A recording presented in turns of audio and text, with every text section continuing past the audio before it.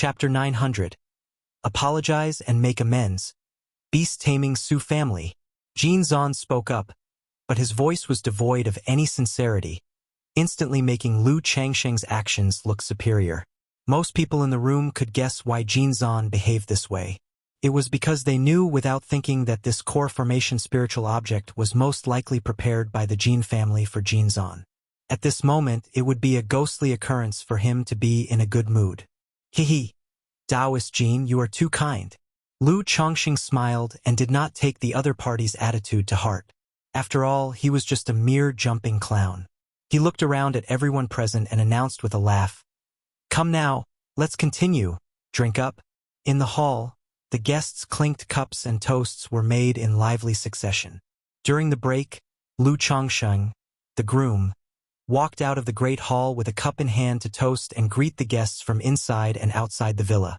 In this process, one by one, the coy and charming women looked at Lu ancestor with silk-like seductive eyes, almost dripping water.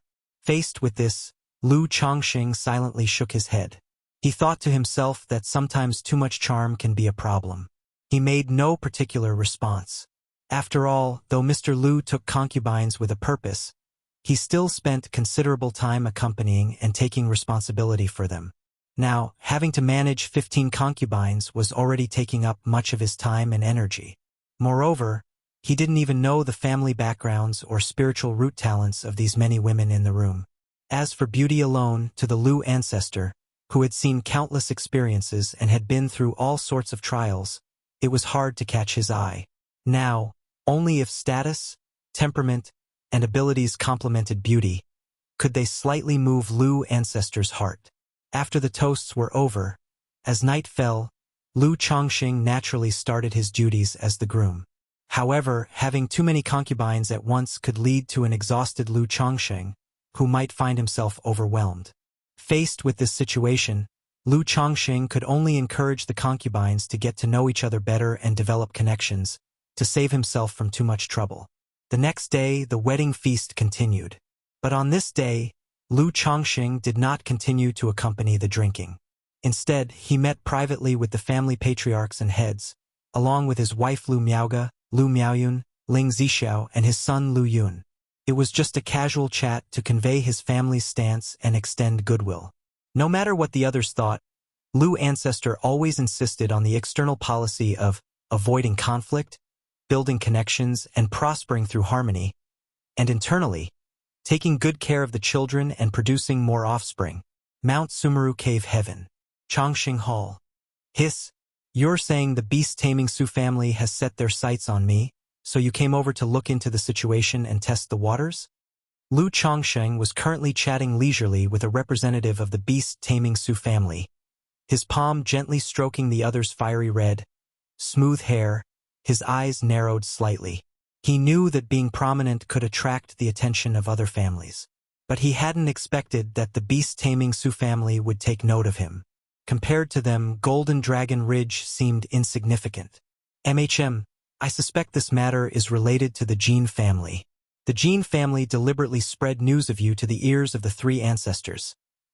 Su Ruyan let her fiery red hair drape down, covering her stunningly beautiful face, and spoke with a slightly indistinct voice. The Jin family? 3 ancestors? Lu Chongqing twirled a strand of hair around his finger, his eyebrows lifting slightly. He was aware of the beast-taming Sioux family but was not very familiar with its internal affairs. All he knew was that, in addition to a core formation old ancestor, the Sioux family apparently also had 3 false core immortals in the open. Su Ruyan moved her head subtly, her voice indistinct, explaining to Lu Chongqing in detail. The 3rd ancestor of the Sioux family, the false core patriarch, was named Su Gu. Rumors said he had the potential for core formation in his early years, but was injured by a true disciple of the spirit-taming sect, damaging his Tao foundation and leading to a long period of decline. Later, by chance, he obtained a demon core and formed a false core. However, after breaking through to false core, his personality gradually became peculiar, lacking the demeanor of a true immortal. He had once bullied the weak and attacked a foundation establishment disciple of the spirit-taming sect, crippling their dantian, which provoked the sect to confront the Su family, with the core formation old ancestor coming forward to resolve the issue. Afterward, although the family patriarch restricted Su Gu, he still enjoyed bullying the weaker parties. After assuming the role of inspector elder of the Su family, whenever he saw any rising family forces or prodigies, he liked to snuff them out. For a major sect like the spirit-taming sect, facing this kind of issue, their elders would go to the Su family to confront Su Gu, who naturally did not dare to retaliate. But the smaller family forces had nowhere to turn in the face of such behavior, and the family patriarch turned a blind eye to such situations. Therefore, Su Ruyan indicated that her visit was because Su Gu had taken notice of Lu Chongsheng and might target him in the future. Hiss! Lu Chongsheng drew in a cool breath and squeezed a sharp and full snow fruit hard with his palm. He thought to himself that the Jin family had actually been waiting for him here. He had thought that the Jin family's overenthusiastic support was simply to use his family as bait to attract firepower and attention. Little did he expect that the Jin family wanted to use someone else's knife to kill him. Through their excessive support, they made the beast-taming Su family take notice of him and act against him. This ancestor of the Jin family really is an old coin. At this moment, Lu Changsheng's eyes squinted in anger, his body trembling slightly. A moment later, Su Ruyan's delicate neck gently lifted. Her cheeks flushed, and her alluring eyes gazed at Lu Chongsheng with a drunk, dazed look. After a gurgle in her slender swan neck, she cooed softly, "Master Ruyan, let me see what progress you've made in the beast-taming Su family this year." Lu Chongsheng gently stroked her fiery red, silky hair and then rewarded her with a slap on Su Ruyan's rounded buttocks, engaging in an in-depth exchange with her and asking about the affairs of the beast-taming Su family. At first, Su Ruyan was able to answer intermittently and vaguely, but as time went on, her cries became tearful and choked, calling out master, husband.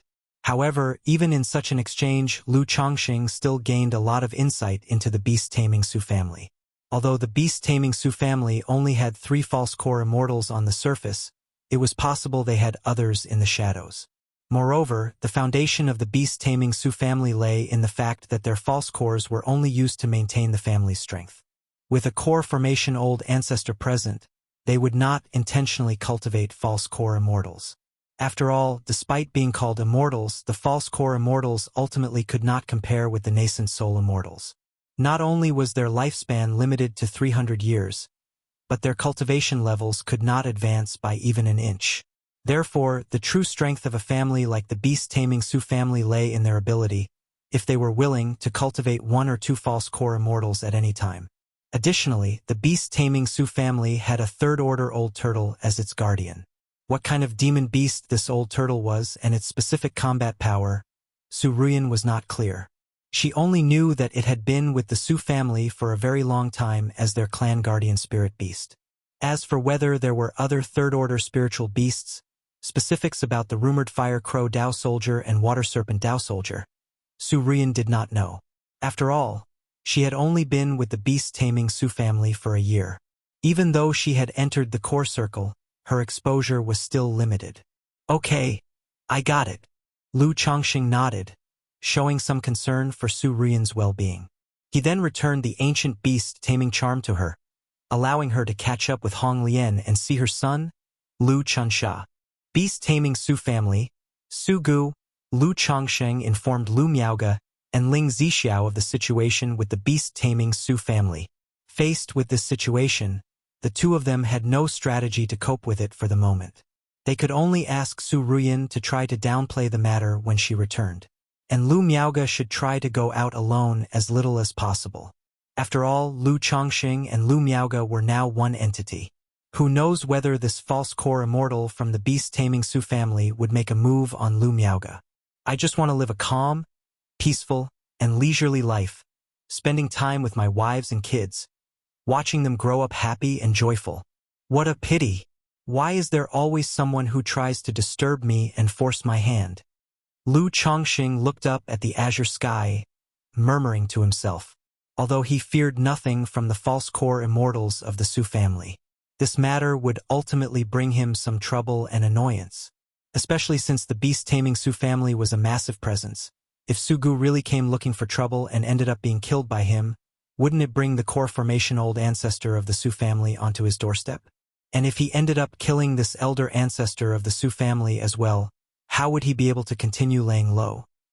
The wedding banquet lasted for 3 days before it concluded, and guests left in succession. In fact, many people departed on the first day of the wedding banquet, and after individually chatting with Lu Chongqing on the second day, most of the family patriarchs bid their farewells.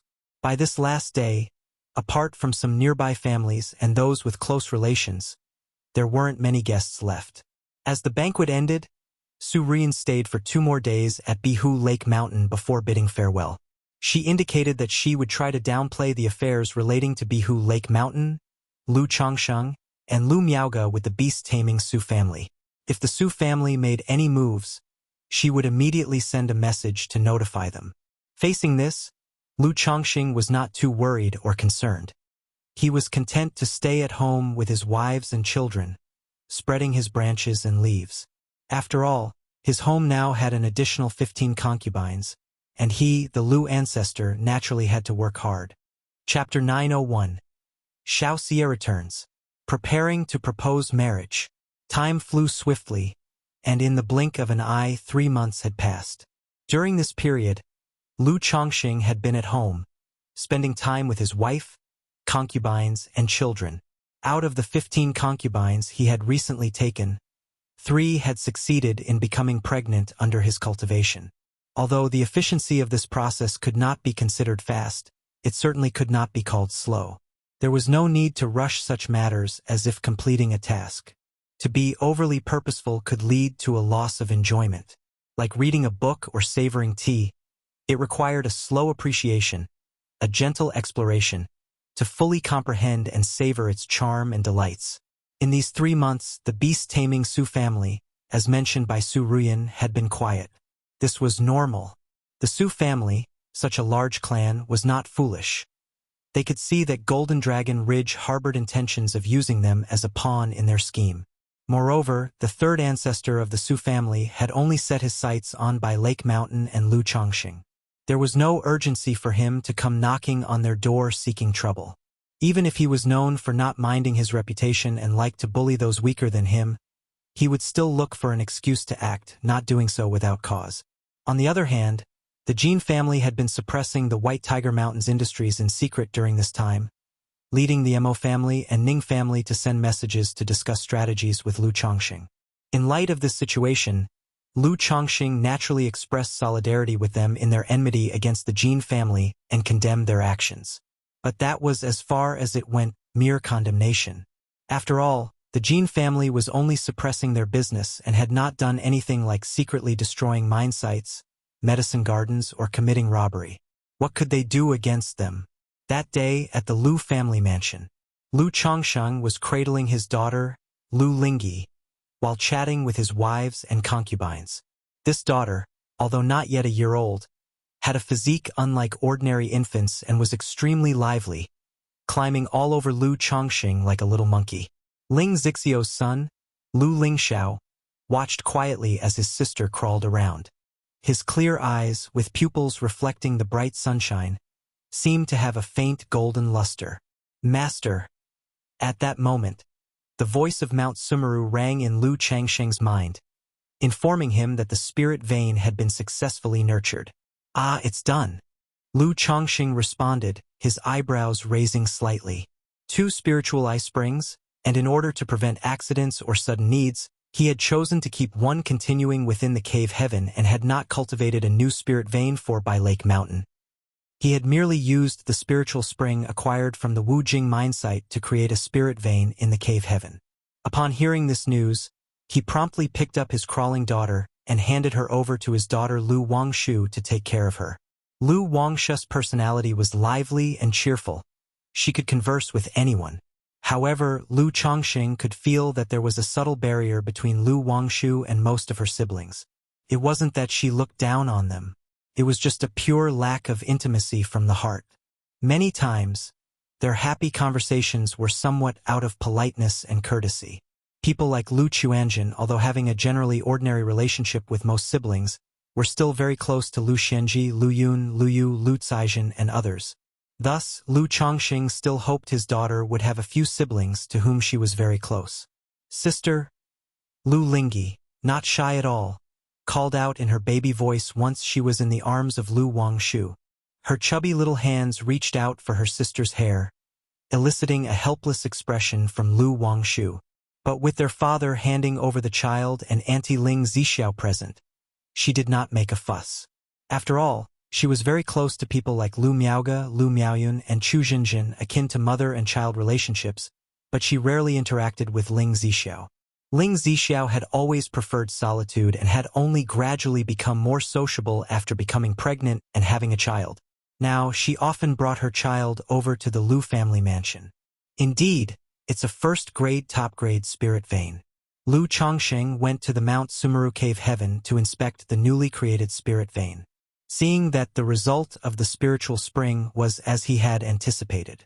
However, the mere creation of a first-grade top-grade spirit vein had already caused a slight change in the cave heaven, as if it had grown slightly larger. Mount Sumeru, with one more spirit vein, has there been any enhancement or aid to your growth? Lu Chongqing asked Mount Sumeru. The entity could grow through the absorption of the world within itself, benefiting in turn. He was curious about how much of a help it would be to Mount Sumeru to have one more first-grade top-grade spirit vein. Immediately, Mount Sumeru conveyed that it had a limited effect on its growth and had not increased by much. The main outcome was that the cave heaven had slightly expanded, enhancing its power a bit.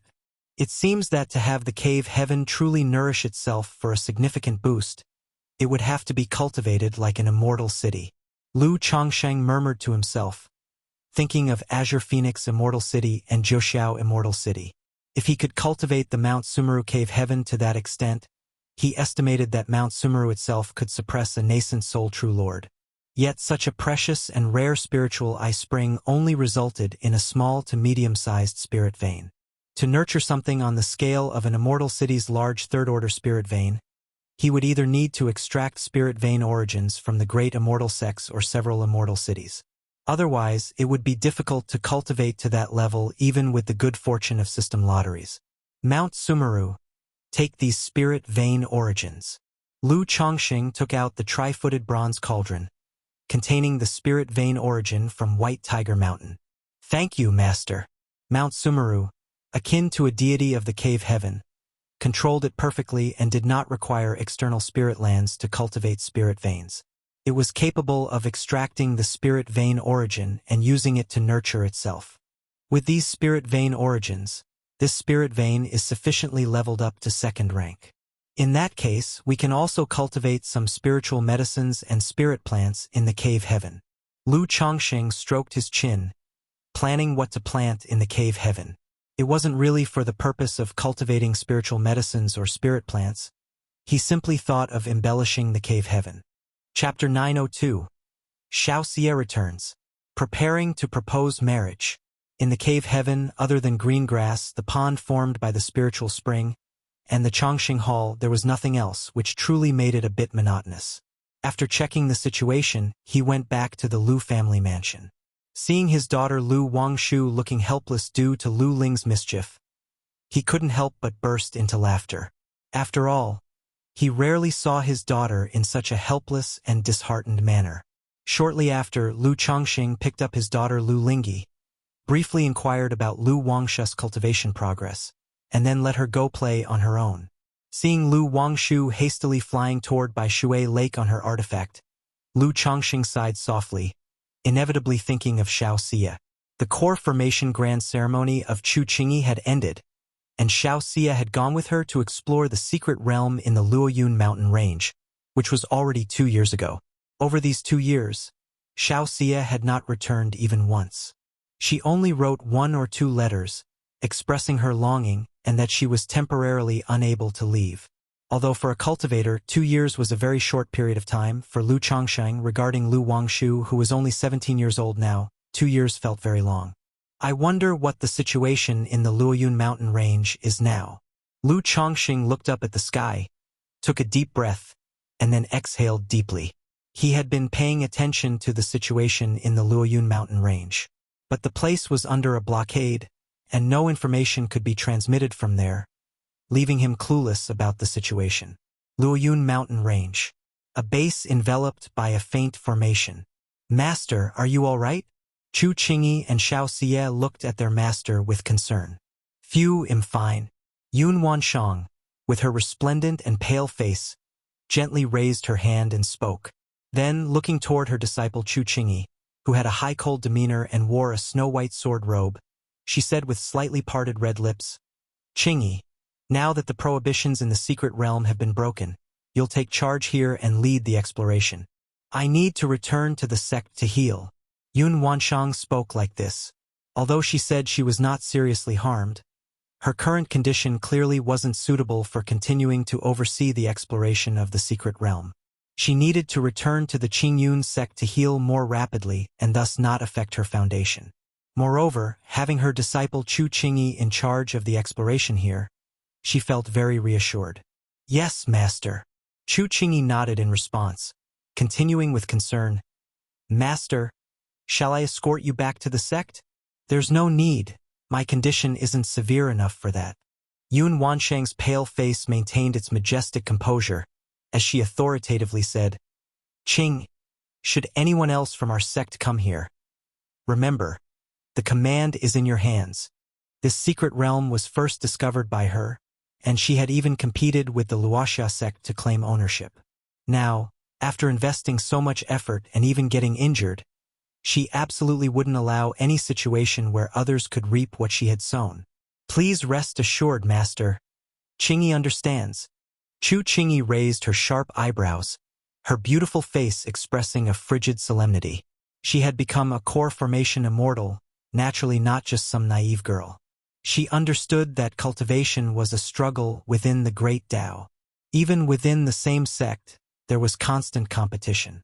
This secret realm was very special and beneficial to both herself and her master. Having spent so much time and effort, they naturally wouldn't allow others to walk away with their hard-earned benefits. Yun Wanshang nodded and then looked toward Xiao Xie, who was wearing a moon-white dress.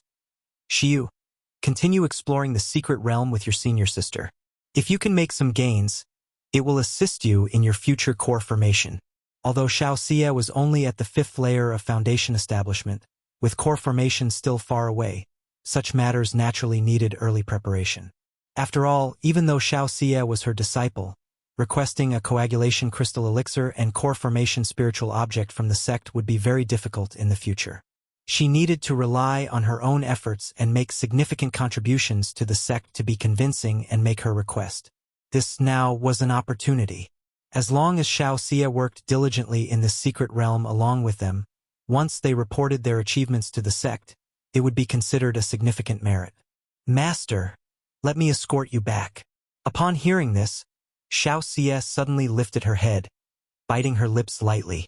She had been here for over 2 years now, and was eager to avail this opportunity to return to Bai Lake Mountain to visit Lu Chongsheng and her daughter, Lu Wangshu.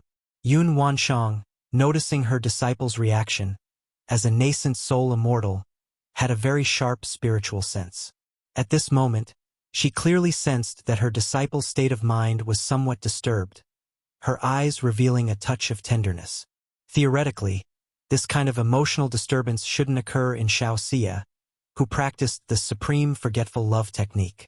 However, as her master, she naturally understood why her disciple felt this way. Sigh! Yun Wanshang silently sighed in her heart. She regretted having Xiao Xie cultivate the supreme forgetful love technique and regretted agreeing to Xiao Xie's decision back then. But now, things had reached this point and it wasn't good to say anything more. She could only let nature take its course and hope that Xiao Xie would break through all on her own. Although to her, it seemed extremely difficult for her disciple to overcome this, the likelihood appeared bleak. All right. Yun Wanshang watched Xiao Xie for a moment and then nodded her approval. Thank you, master. Upon hearing this, Xiao Xie immediately expressed her gratitude. Chu Qingyi, somewhat surprised, looked at her younger sister. As a nascent soul immortal born with the clarity of sword heart, having even sharper spiritual sense than her master, Kaiyun true immortal, she, too, sensed her younger sister's emotional fluctuation at this moment. She didn't understand why her younger sister, at this moment, requesting to escort the master back, would have such an emotional reaction. But she did not ask further, merely nodding at Xiao Xie. Since that's the case, it's hard on you, younger sister. You're too polite, elder sister. Xiao Xie responded softly. Chapter 903. Xiao Xie returns. Preparing to propose marriage. Yun Wanshang did not say much, her hands white as jade gently lifted. A piece of cloth with a cloud pattern appeared, transforming into a cluster of colorful nebula clouds. She and Xiao Xie gently rose to their feet and settled upon the colorful nebula clouds, becoming a streak of flowing light, flying into the 9 heavens gang wind.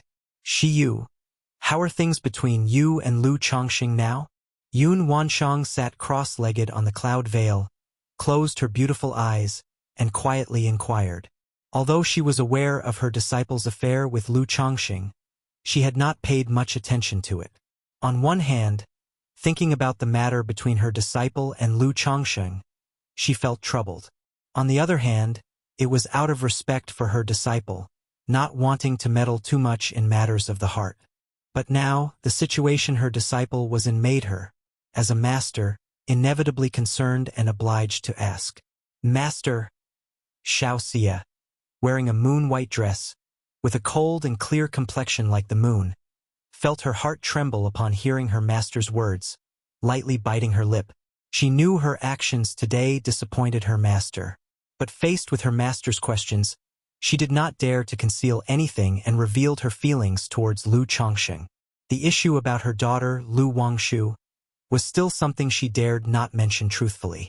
A month later, at Bai Lake Mountain, Chongqing Hall, Lu Chongqing and Xiao Xie expressed their longing for each other.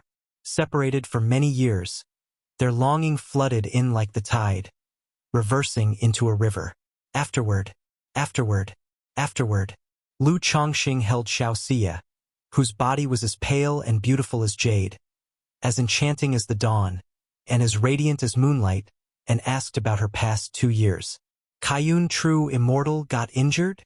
Lu Chongqing caressed Xiao Xie's flat belly, which didn't have an ounce of excess fat, raised his eyebrows slightly in surprise. He hadn't expected this secret realm to be so dangerous.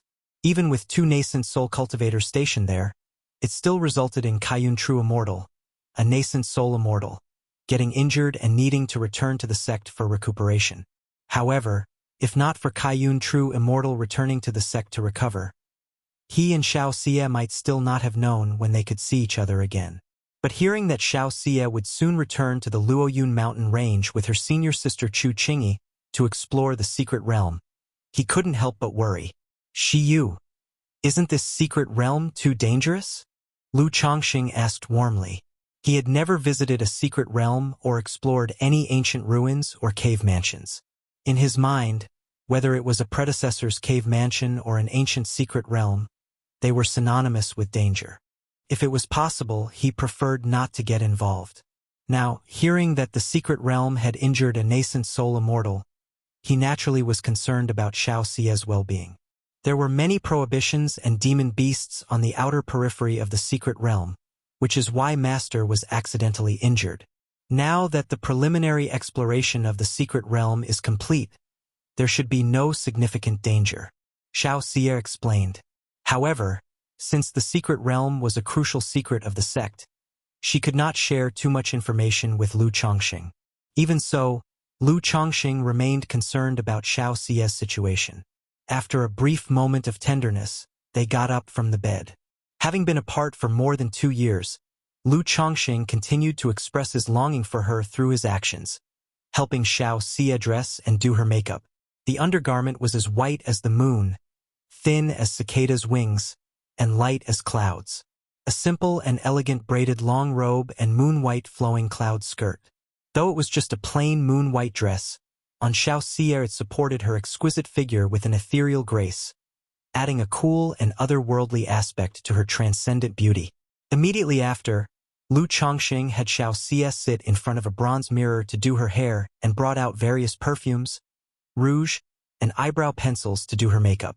As the saying goes, Practice makes perfect. As a man with many wives, this basic skill was something he had mastered. Moreover, cultivators were naturally beautiful and fair-skinned, mostly requiring only minor touch-ups to highlight their features. Having done all this and seeing Xiao Xia's gentle, sparkling eyes, Lu Changsheng's face was also filled with smiles. The life Mr. Lu pursued was just that simple and unadorned. Let's go. Lu Changsheng, handsome as jade, took Xiao Xia's hand to meet their daughter, Lu Wangshu. But the next moment, he noticed that Xiao Xia had yet to put on her shoes and socks. Her slender, fair feet were delicate and exquisite, shaped like lotus leaves, refined in every way, without a single flaw. He then slipped the silk stockings and embroidered shoes onto these jade feet that he had often caressed and admired. The two left Mount Sumeru Cave Heaven to find their daughter, Lu Wangshu. "Daddy, Mommy." Lu Wangshu, seeing her mother, who had been absent for over 2 years, did not express overwhelming joy and happiness, displaying a bit of a sulking temperament instead. Faced with this situation, of course, Lu Changsheng and Xiao Xia together coddled their daughter. Moreover, it seemed that Xiao Xia had anticipated her daughter's discontent and had even prepared a gift for her. Lu Wangshu wasn't truly angry. It was simply that Xiao Xia had said she would visit often, but then took so long to return. Now, seeing her mother's face brimming with guilt and explanations, she immediately let go of her resentment. By Shui Lake, on a flat-bottomed boat, Xiao Xia, dressed in a moon-white gown, sat and played the guqin like the 9 heavens bright moon, full of immortal aura. Lu Changsheng, in a green spiritual robe, held a bamboo flute to his lips, his demeanor relaxed and otherworldly. The sound of the guqin and the melody of the flute rose and blended harmoniously, enchantingly beautiful, bringing to mind a scene under the moon and flowers, filled with endless love. The lake breeze stirred ripples on the water's surface, where fish swam idly, and a green jade luan bird in the sky performed a graceful dance. Ever since achieving 3rd rank in music mastery, Lu Changsheng had finally realized the purpose of this green jade luan bird. It was to accompany his own music, adding a touch of charm to it. Beside him, sitting on her own fishing boat, Lu Wangshu held a fishing rod in one hand and propped her radiant face with the other, quietly watching her parents play in harmony. It had to be said that their music truly touched the soul and was utterly captivating. It was just that the loving manner in which her parents played together made her feel as if her teeth were dissolving in the sweetness. They had clearly agreed to accompany her for a day of fun. So how had she ended up feeling like an outsider? Humph! Seeing a large fish approaching from a distance, she channeled her spiritual power with emotion and slapped a mechanism nearby. Boom! Splish splash! Instantly, a small cannon on the boat fired a fierce bolt of lightning, the explosion rippling giant waves across the calm water and charring the large fish. "Daddy, Mommy! Look! I've caught another king of fish." Lu Wangshu shot out the fishing line and scooped up the large fish, looking obedient and adorable as she spoke. "Lu Wangshu, are you allergic to elegance or what? Don't you realize you're totally spoiling the atmosphere?"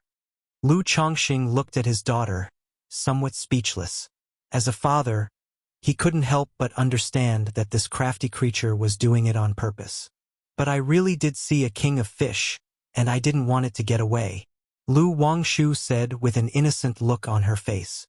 All right. Xiao Xia looked at her daughter with affection and asked if she wanted to join them and continue learning to play the guqin. Yes. Lu Wangshu immediately replied with a smile, making a mischievous face at her father, prompting Lu Changsheng to shake his head and lightly chuckle. Like this, Xiao Xia stayed for 7 days at Bai Lake Mountain. During these 7 days, as if making up for lost time, she mostly spent her time doting on her daughter, Lu Wangshu, indulging her every whim. "Xiyu, since the true Immortal knows about us and now that he happens to be in the sect, what do you think of us going to see him? If he agrees, it would be easier for you to come back to Bai Lake Mountain in the future."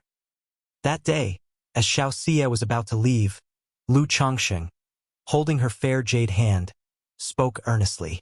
He had previously mentioned to Xiao Xia the idea of asking for her hand in marriage at the Qingyun sect. However, at the time, the Kaiyun True Immortal was not present in the sect. Now that he knew the Kaiyun True Immortal had returned to the sect, Lu Chongqing planned to make a trip to the Qingyun sect to formally propose marriage. After all, he had once promised Xiaoxia, and when he had first brought up the subject to Xiaoxia, he had seen a flicker of hope and longing in her eyes. There was also the matter of his daughter Lu Wangshu. Although she had never brought up this issue, he knew that she must be questioning the nature of his relationship with Xiaoxia in her heart. So now, with the opportunity presenting itself, he intended to go straightforwardly to the sect to propose. Regardless of the outcome, at the very least, he needed to show the proper attitude and take responsibility. Chapter 904. The Number 1 Sword Trial, Siblings of the Jinyang Sect. Chongqing. Xiaoxia's heart shuddered violently upon hearing Lu Changsheng's words. Previously, while returning with her master Yun Wanshang, the two had a long conversation. Yun Wanshang had inquired about how she intended to handle these feelings. She was cultivating the supreme forgetful love technique, which required her to use her emotions to break through. Yet if she became entangled in the maze of these feelings, it would go against the path she sought to follow, essentially amounting to abandoning the great Tao. Xiaoxia naturally understood these principles. She had earnestly told her master that she was only cultivating and would surely be able to break through when the time came. But in her heart, she knew she was just running away. Once she reached the 9th level of foundation establishment, it would be extremely difficult to break through the 3rd layer of the supreme forgetful love technique and make a push for core formation. Master is injured and is currently healing. Xiaoxia spoke softly, her head slightly lowered. Although she longed to be with Lu Chongqing openly and legitimately before the world, she had just assured her master that she was solely focused on cultivation. Now, bringing Lu Chongqing to meet her and propose would surely disappoint her master. Moreover, her master was the enforcement hall master of the Qingyun sect. Besides the warmth she showed to her disciples, she was often as stern as frost and quite imposing. It was possible that she might take a dislike to Lu Chongqing because of Xiaoxia and blame him. Yu. Lu Chongqing knew Xiaoxia very well. He understood that her heart was still knotted over her cultivation issues. He supported her slender shoulders and looked into her eyes, clear as the moon reflected in a lake, and said gently, "You seek the Tao and I won't stop you nor blame you. I just don't want you to be wronged. I've said before I will find a dual cultivation method before you reach core formation. If I can't find it, then you may freely cut off this romantic entanglement and seek the Tao wholeheartedly to break through core formation. However, by the time that comes, I will still come to Qingyun sect with Wangshu to take you home." Lu Chongqing said, a serious look in his eyes. So many years had passed, and whenever this matter was brought up, she would get lost and confused. He understood this and tried to give her a sense of security to prevent her from overthinking. After all, Xiaoxia's cultivation technique was somewhat unorthodox. If this continued, she might one day cultivate a heart demon. Chongqing. Xiaoxia was stunned and bit her lips, wanting to say something, but Lu Chongqing placed a finger gently upon her moist lips and said, "Let's go. I will accompany you to Qingyun sect. If the true immortal is in closed-door healing, then well leave it be. If not, we shall pay a visit." Lu Chongqing said with a smile. In his view, the worst-case scenario for this marriage proposal trip was merely Kaiyun True Immortal's unfavorable opinion of him. But when he had encountered trouble in Qingyun sect before, Kaiyun True Immortal had been willing to help him out of a difficult situation. He didn't think she was a person to sweat the small stuff. After all, as a nascent soul immortal, she sat above the clouds, watching them roll and unfold without care. How could she be bothered by marriage matters? Xiaoxia blinked slowly out of her daze, her beautiful eyes showing tenderness and sweetness as she nodded gently. She rarely saw Lu Chongqing act so dominantly. She knew he did this to make her feel at ease, so she wouldn't feel wronged. "I'll go get ready. But for meeting the true immortal, should I also prepare a gift?" Lu Chongqing recalled his past visit to Qingyun sect, where the true immortal seemed to see through his cultivation level. Thus, it was necessary this time to conceal that he had reached Foundation Establishment 7th layer and quasi-3rd order body refinement. Otherwise, if she noticed the astonishingly rapid increase in his cultivation level, it could invite unnecessary trouble. There's no need to prepare anything, Xiao Xie said with a faintly amused smile. Subsequently, Lu Chongqing made quick preparations. He used the 9 treasures Rui Bone to seal his mana and cultivation level to the Foundation Establishment 4th layer, and his physical cultivation to the 2nd order initial stage. As for the gift, he chose several spirit talismans he had drawn himself. Thus prepared, Lu Chongqing informed Ling Zixiao. Then he and Xiao Xie left Bihu Lake Mountain and set off for the Qingyun sect. In Yu Country, Jinyang sect. The Jinyang sect was hosting its quinquennial sword trial tournament. The competition had reached the final stage and was bustling with activity. All disciples, many sect elders, and supreme elders had emerged from their seclusions to watch the battles. After all, this tournament was not merely a contest among the disciples of Jinyang sect. It also pertained to the dispute over Qingming secret realm entry spots and resources allocation among the several great immortal sects of Yu Country. Should their disciples excel and prevail over the other sects in the grand competition, they would not only gain honor but also secure more spots and resource distribution in the Qingming secret realm. Thus, the sect took this great sword trial very seriously. Lu Qingshan of Tianyuan Peak, Gu Yunyang of Jinyun Peak. At this moment, the elder hosting the event announced loudly while holding the jade scroll. As soon as the announcement was made, it set off a wave of expectation among the crowd. Here they come. Here they come. Finally, we're going to see an incredibly intense showdown. Lu Qingshan with his sword Dao breaks all spells, while Gu Yunyang practices magical dual cultivation. Having perfected the golden lustrous body, it's the perfect matchup. However, based on their previous performances, I think Lu Qingshan will win. Indeed, in all previous contests, Lu Qingshan has been overwhelmingly dominant, defeating his enemies with a single sword strike. It's breathtaking. I think elder brother Gu is more formidable. His cultivation level has reached the peak of qi refining. If it wasn't for the Qingming secret realm, he'd have broken through to Foundation Establishment long ago. Lu Qingshan stands no chance against him. That's right. While Lu Qingshan is strong, elder brother Gu has yet to fully display the power of his golden lustrous body. In my opinion, Lu Qingshan is more impressive. 5 years ago, at the 7th level of energy refinement, he placed 30th in the sword trial tournament. Now at the 9th level, having comprehended the first realm of sword Dao, sword Qi like a rainbow, he is unparalleled in his rank and will surely break through the golden lustrous body. Chapter 905. The First Sword Trial, Siblings of the Jinyang Sect. Spectators' seats were abuzz with discussions. Clearly, Lu Qingshan's performance in this swordplay tournament had gained the recognition of many. After all, among these disciples, Lu Qingshan was not only young and handsome. During the last tournament, he made his way up by defeating stronger opponents despite being underdog, and ultimately lost due to his insufficient cultivation level, which left many feeling regretful and remembering his name, looking forward to his performance in this tournament. As expected, this year, Lu Qingshan did not disappoint and rose powerfully. In every match, he won victories with overwhelming dominance, inducing admiration and envy. Accompanied by the waves of enthusiastic discussions, Lu Qingshan and Gu Yunyang had already stepped onto the stage. Junior brother Lu, you are quite impressive. Gu Yunyang wore a proud expression and looked down with a strong intent to fight in his eyes. As a top-tier talent of the Jinyang sect, although he was extremely arrogant, he did not underestimate others.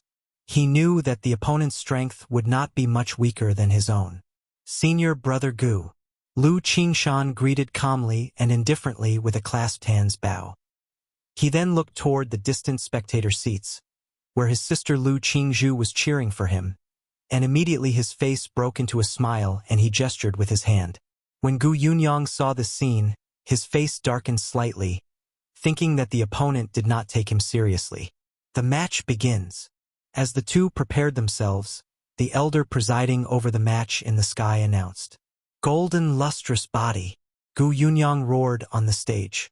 Instantly, his magical robe transformed into soft armor. His muscles bulged. His body expanded in size, and a golden lustrous glaze glowed from his skin, giving off a staggering aura. Golden lustrous body. I can't believe Senior Brother Gu is going all out from the start. Haven't you seen Lu Qingshan's swordsmanship? If he underestimates him, he could be defeated in an instant. Senior Brother Gus' golden lustrous body, judging by its appearance, has probably reached nearly the second rank, right? Indeed, it seems that Gu Yunyang is half a step away from breaking through to the second rank with his golden lustrous body. Once he achieves foundation establishment, he'll break through both at the same time. TSK, this young man really is cautious. That soft armor must be the sun-burning robe, right? The disciples watching the match exclaimed in surprise and engaged in animated discussions.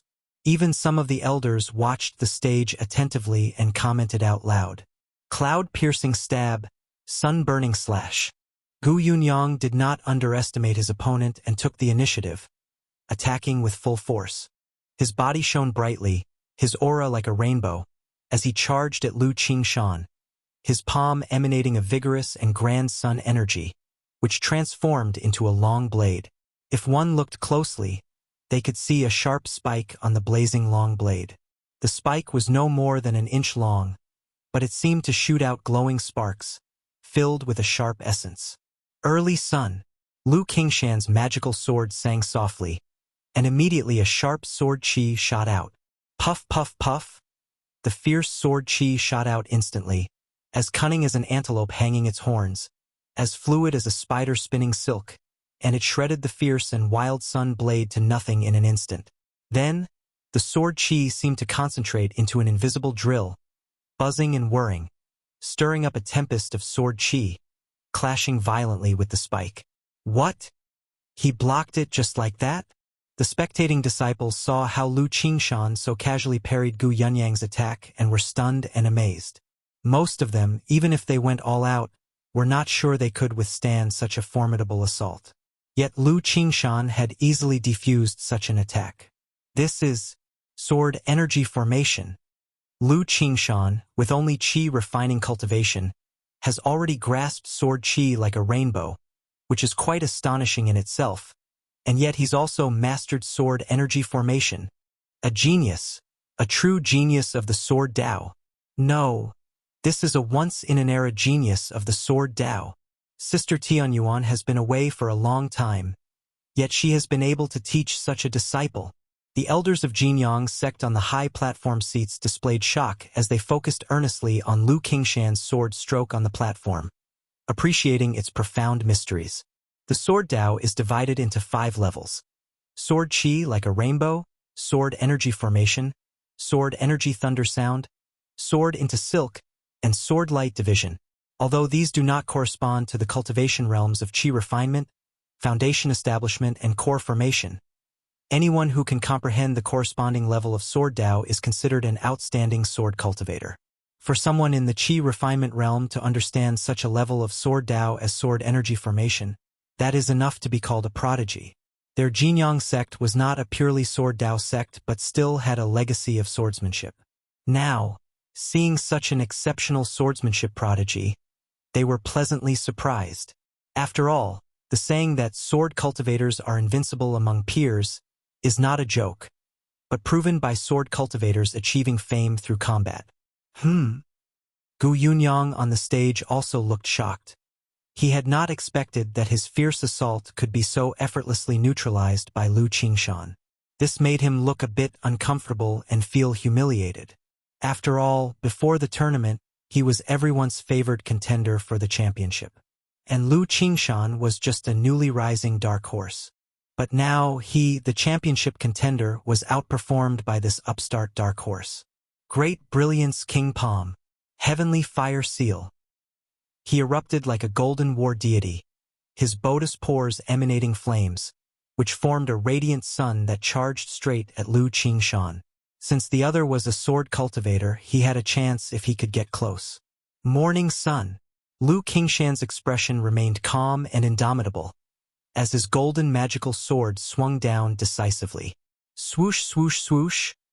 In an instant, sword chi surged like spirit snakes, trapping and entwining Gu Yunyang, causing the flames around him to roar and bellow wildly. Hiss! Is this junior brother Lu's real strength? Sword cultivators.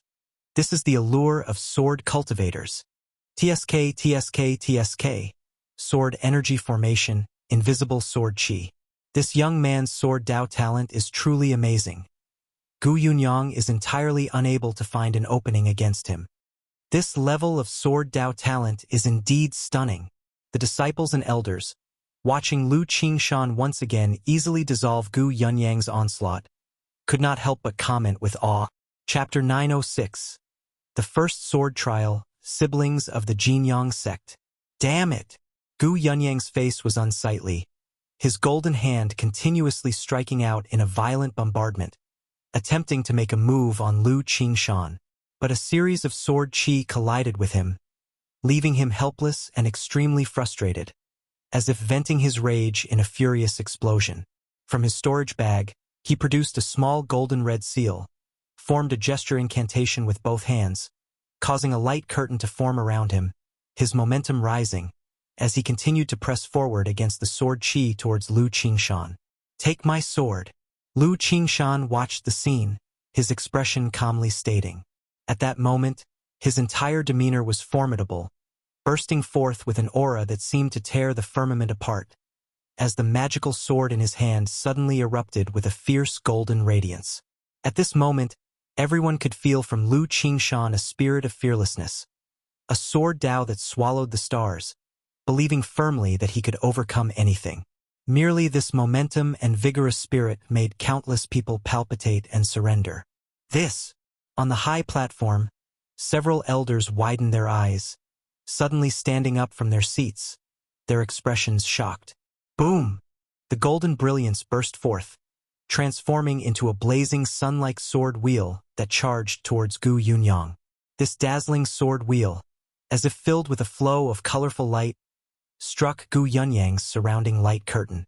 The top-grade light curtain formed by the magic artifact shattered instantly, like tofu. Yet immediately, Gu Yunyang's golden lustrous body formed a layer of armor. But even this armor shattered in an instant. No! His eyes filled with a horrified color, as if Lu Qingshan's sword was about to strike him down directly. But the next moment, he saw the sword light vanish, and he was unharmed, save for his armor growing dim. You've yielded. Lu Qingshan, clad in a gold and white magical robe, holding the magical sword, stood calmly and indifferently on the platform. Silence. Dead silence. The entire arena was utterly quiet. Everyone stared wide-eyed at Lu Qingshan, whose vigor was buoyant, his sword chi stern, his posture erect. No one had anticipated that, in this final duel, Lu Qingshan would win so effortlessly. Although Gu Yunyang didn't suffer as miserably as he had in many previous duels, it was precisely his use of all means, yet ultimately unscathed defeat, that highlighted the astounding strength of Lu Qingshan. Boom! The next moment, the entire arena erupted in a frenzy. He's incredibly strong. How could it be? Brother Gu was defeated just like that. Brother Gu had absolutely no chance to fight back against Lu Qingshan. Is he really just an energy-refining cultivator? Ah, Junior Brother Lu is so handsome. I really like him. A young man as robust as Junior Brother Lu will surely like a woman with a broad heart like me. That sword just now. I felt a force like thunder and lightning. Could it be the legendary sword energy thunder sound? How is that possible? Sword energy thunder sound is the third realm of sword Dao. Usually only nascent soul immortals can comprehend it. The crowd around the arena voiced out, all with expressions of disbelief, exclaiming in astonishment. Good, good, good. I didn't expect our Jinyang sect to produce such a sword Dao prodigy. Indeed, with this child, our Jinyang sect will surely claim victory in this 5-sects competition. Not only has he grasped sword chi like a rainbow sword energy formation, but he seems to have also touched a bit of sword energy thunder sound. TSK, TSK, TSK. This kid is a natural-born sword Dao genius. On the high platform, the Jinyang sect leader and the elders all wore gratified smiles. It can be said that as long as this child does not die young, not to mention definitely achieving core formation, but at the very least, Jinyang sect will have a top-tier sword cultivator unmatched in his realm. Sect leader brother, Sister Tianyuan has been away from the sect for a long time. Such a genius might as well join my Jinyun peak. I'll take him as a disciple, guide his cultivation, and he definitely won't waste his talent. At this moment, an authoritative-looking elder beside him looked towards the Jinyang sect leader and spoke up. Brother Jinyun, Gu Yunyang is already your disciple. Do you still want to take Lu Qingshan as your disciple? Sect leader brother, although I'm not solely focused on sword Dao, I also studied it extensively in my early years. Why not let Lu Qingshan come to my Chuyang peak, and I can provide some guidance occasionally. Another elder immediately voiced upon hearing this. A disciple like Lu Qingshan was destined to rise and shine brilliantly in the future. Even if he couldn't be taken as a disciple, they were willing to have a period of mentor-disciple affection and karma. This child is Sister Tianyuan's disciple, her direct disciple at that. Such actions are not in accordance with the sect's rules and etiquette. However, when Sister Tianyuan returns, I will have a good talk with her. The Jinyang sect leader raised his hand and spoke. In this moment, even he believed that Tianyuan true immortal, as Lu Qingshan's master, was somewhat hindering the disciple. After all, they all knew that Tianyuan true immortal often went out seeking opportunities, only occasionally returning to the sect. Under such circumstances, it was entirely unfavorable for the cultivation of Lu Qingshan. Lu Qingshan wins. At that moment, the elder referee announced the result of the duel. Even he, at this very moment, looked at Lu Qingshan with an extraordinary expression. Damn it! Gu Yunyang, watching Lu Qingshan, who was sheathing his sword and about to step down from the arena, shouted loudly, Lu Qingshan, wait until I break through to Foundation Establishment, and I shall fight you again, and I certainly won't lose to you. Several elders from the Jinyang sect, upon seeing this, nodded slightly. Gu Yunyang was also a top-tier talent of the Jinyang sect. Naturally, they did not want him to lose his fighting spirit because of a single duel. Enemies defeated by me are never regarded as my equals. I give you time to catch up until you can't even see me. Lu Qingshan paused in his steps and spoke calmly. Hiss! Everyone was shocked. No one expected Lu Qingshan to be so arrogant. No, this was confidence. Absolute confidence in himself. An invincibility. Perhaps it was precisely because of this that he could achieve such accomplishments in the sword Dao. At this moment, he fully exemplified the pride and backbone of a sword cultivator. He's too strong. Who knows how amazing he will be once he breaks through to Foundation Establishment. With Lu Qingshan here in the 5-sex sword trial 3 years later, probably no one will be his match. Many disciples from the Jinyang sect exclaimed, Man, this feels really good. Lu Qingshan stepped down from the arena, came over to the spectator stands, and seeing the way people looked at him, his mouth curved slightly upwards. Lu Qingshan, congratulations on winning this sword trial. You may choose 3 rewards. At this moment, the Jinyang sect leader stepped forward, and with a gesture, a large scroll listing the rankings and rewards appeared. Foundation Establishment Elixir, Tianxin Sound Bamboo Sword, Rainbow Feather Garment. Lu Qingshan immediately named the 3 rewards he had set his sights on. The Jinyang sect leader frowned slightly upon hearing this. He could understand the choice of the Tianxin Sound Bamboo Sword, but the Foundation Establishment Elixir and the Rainbow Feather Garment puzzled him. Lu Qingshan, you have now won the first place in the sword trial, and as long as you complete the assessment trial, you can be promoted to a true disciple, at which point you can directly apply for the Foundation Establishment Elixir. Additionally, the Rainbow Feather Garment is a spiritual garment for women, and it does not suit you, said the Jinyang sect leader. For an ordinary disciple, he wouldn't have mentioned it. But Lu Qingshan's case made him feel compelled to give some advice. Sect leader, I understand. Lu Qingshan responded respectfully. Good, remember, the sect's Foundation Establishment elixirs cannot be leaked outside. at most be traded with inner disciples. Seeing this, the Jinyang sect leader said no more and handed over all 3 rewards to Lu Qingshan with a wave of his hand. "Thank you, sect leader." Lu Qingshan accepted the gifts and bowed in thanks. Then, he quickly went to the Tianyuan Peak spectator seats, looked at his sister Lu Qingzhu, whose face was full of excitement, and proudly smiled. "How about it, little Zhu? Isn't your brother amazing? Awesome. Really awesome. Bro, you're the best." Lu Qingzhu nodded repeatedly, her eyes filled with admiration. Although she had participated in the sword trial, she hadn't even made it past the top 100 and was eliminated early. Now, seeing her brother winning first place, she was naturally filled with admiration. "Hee. Here, little Zhu. This is a gift your brother got for you." Lu Qingshan handed over the Foundation Establishment elixir and rainbow feather garment, belonging to the 3 awards, to his sister. Having the seed of law, he believed breaking through Foundation Establishment didn't require the help of a Foundation Establishment elixir. Naturally, this Foundation Establishment elixir was prepared for his sister Lu Qingzhu. Moreover, in his view, since his sister Lu Qingzhu lacked in talent, a single Foundation Establishment elixir might not ensure her breakthrough in Foundation Establishment. When he was promoted to a true disciple later, the Foundation Establishment elixirs he applied for could still be used by Lu Qingzhu. "Brother." Lu Qingzhu looked at the 2 rewards, her beautiful eyes brimming with emotion. "Hee. What are we being so formal for? Little Zhu, come on, let's go home." Lu Qingshan said with a casual and indulgent smile, affectionately ruffled her hair, and led Lu Qingzhu back towards Tianyuan Peak. The Jinyang sect leader and several elders saw this scene and nodded slightly. They had heard that Tianyuan Peak had taken in 2 disciples years ago who were siblings. The sister, compared to Lu Qingshan, was quite ordinary, nothing spectacular, and lacked brilliance. Chapter 907. Yun Wanshang. Let me give you my blessing? The boundless clear sky, a pure azure expanse. A sapphire spirit boat soared through the air. Standing on the boat were a young man and woman.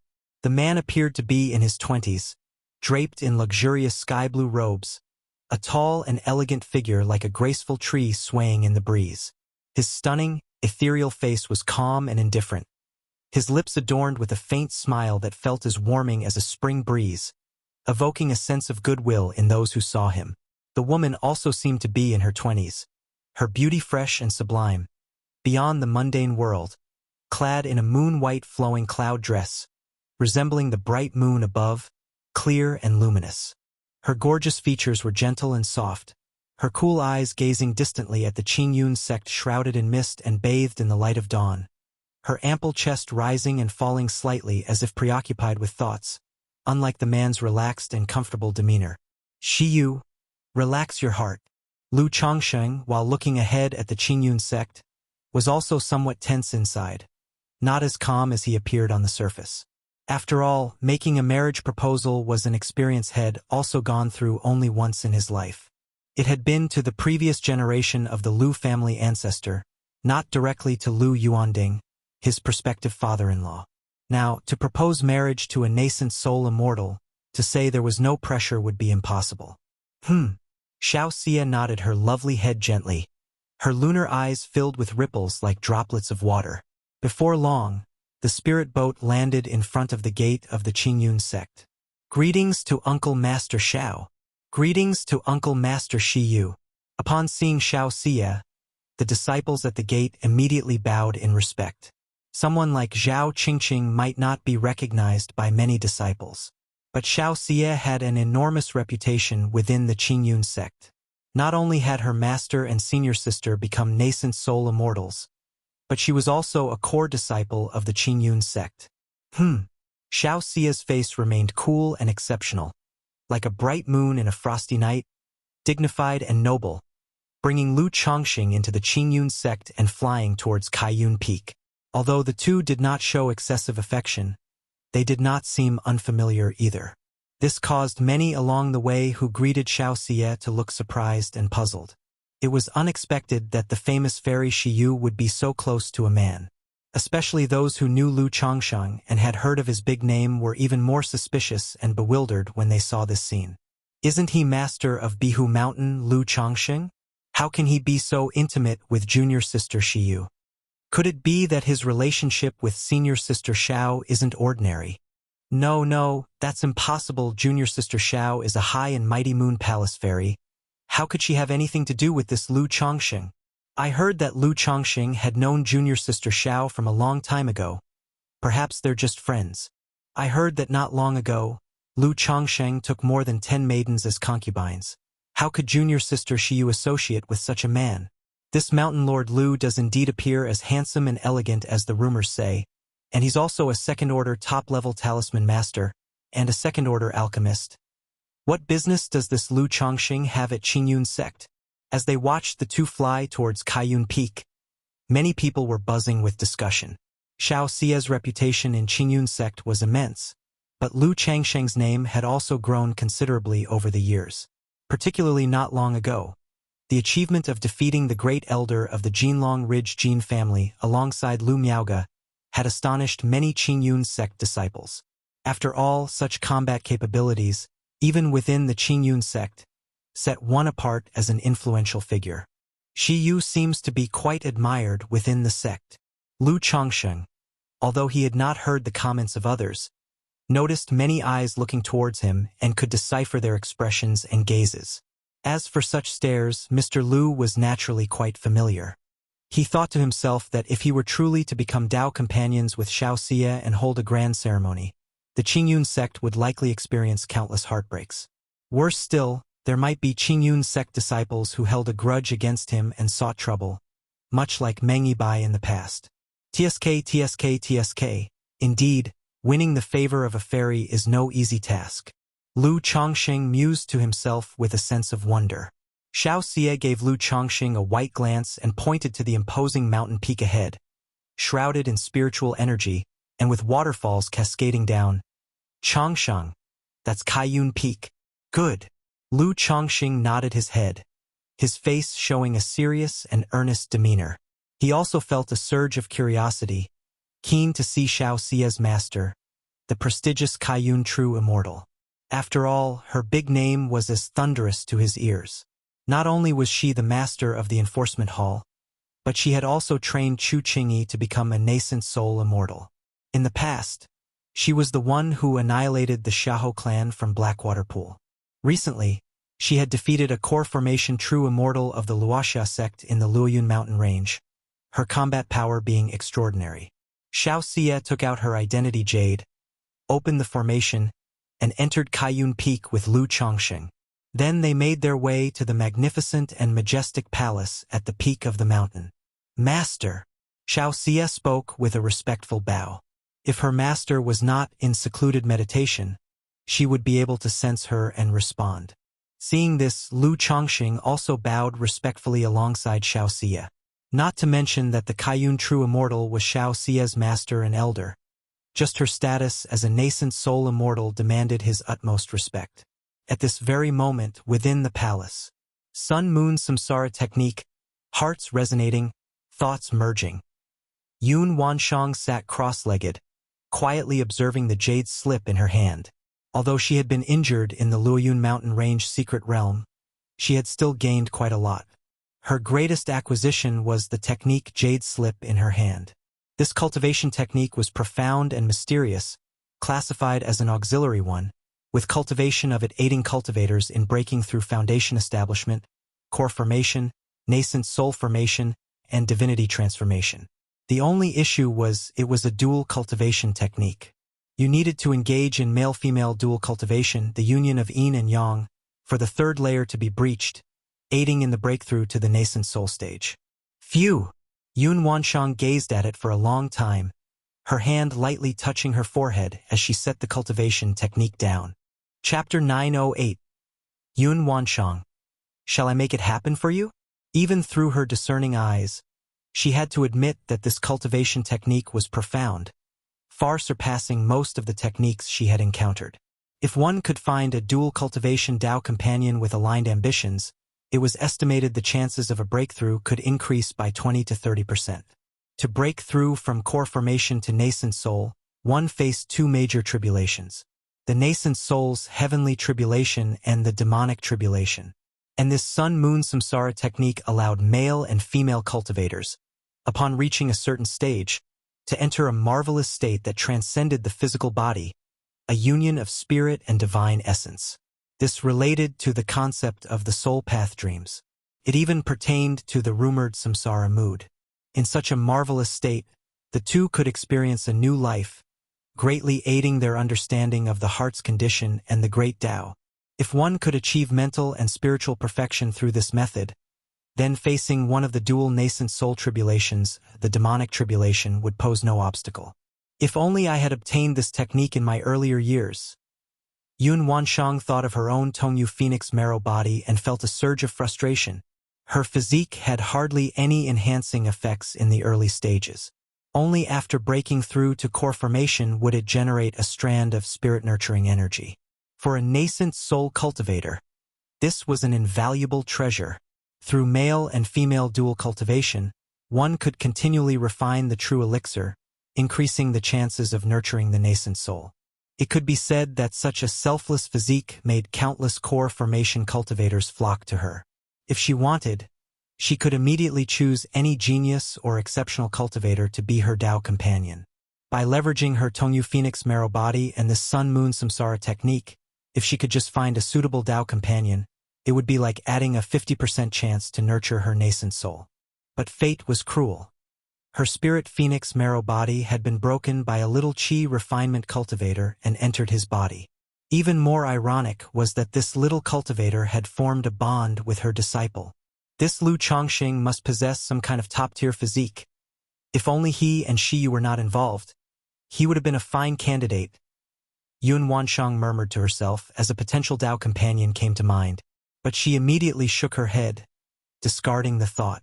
Although the man likely possessed a top-tier physique and a talent beyond her expectations, with a promising future in core formation, just thinking about his boorish behavior and his ties with her disciple Xiao Xia, she felt agitated. At that moment, Yun Wanshang heard Xiao Xia's voice outside the palace. She wanted to open the palace doors to ask Xiao Xia what was the matter, but she immediately sensed another presence outside the hall, besides Xiao Xia.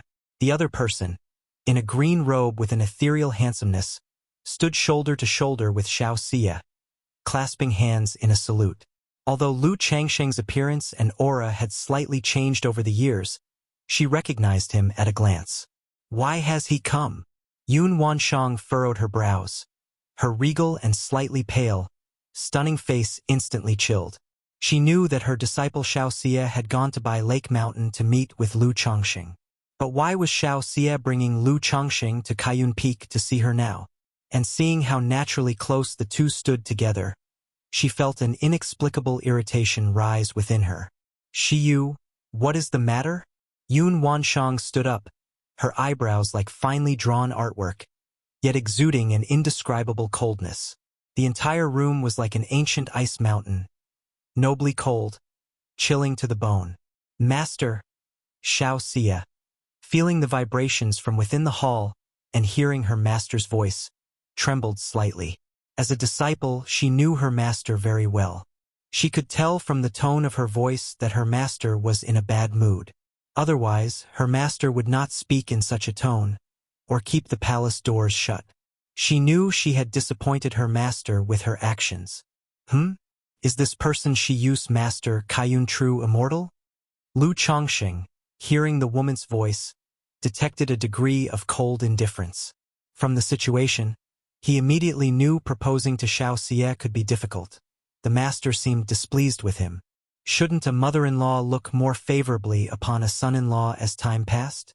However, Lu Chongqing also roughly understood the reasons. Xiao Xia's cultivation was likely to suffer if she entangled herself in romantic affairs. Her master could turn a blind eye if it was just about cultivation. But bringing him to meet the master showed that Xiao Xia had serious intentions, which could ruin her future prospects. Naturally, her master would be angry. But no matter what, Lu Chongqing believed he needed to show the responsibility a man should bear at this moment. And according to the circumstances, Was the mother-in-law, at this point, should she be called a mother-in-law or still be addressed as master? Regardless, he needed to show responsibility and accountability in her presence, not letting Xiao Xie bear her anger. Youngster Lu Chongqing greets the true immortal. I'm deeply aligned with Shi Yu. Therefore, I've come to meet you and humbly ask for your blessing. Lu Chongqing bowed deeply toward the imposing hall, speaking his request. Blessing! The cold and authoritative voice from the hall rose, making Lu Chongqing feel weighed down. As if a great mountain pressed upon him, even the air around him seemed to solidify. Lu Chongqing had once felt a taste of the core formation's pressure from Nangong Meili. But that pressure paled in comparison to the intensity emanating from this Kaiyun true immortal. Master! Xiao Xie hastily called out to her master, her voice filled with concern, fearing that her master would take action against Lu Chongqing. Shi Yu, you've truly disappointed your teacher. Yun Wanshang, seeing the affectionate comportment of the two lovers, felt even more agitation, contemplating whether to cut down Lu Chongqing with a single stroke. He not only caused her to be mentally disturbed but also led her disciple down this troubled path. Xiao Xie's Dao heart was firm, and her future in core formation was promising. But now, because of a man, she had fallen deep, which regretfully made her master disappointed and resentful. Chapter 909. Yun Wanshang. Shall I make it happen for you? Master, Lu Chongqing and I are merely cultivating, and only by leaving no regrets can we sever emotional entanglements and wholeheartedly pursue the Tao, Xiao Xie said to her own master. Shi Yu. Lu Chongqing knew Xiao Xie was making excuses, likely having used this same rhetoric to explain to her master before. Probably for that reason, when he brought up the matter of marriage, Xiao Xie was somewhat hesitant. He immediately stood tall under the pressure and, with a cupped fist, said, Real person?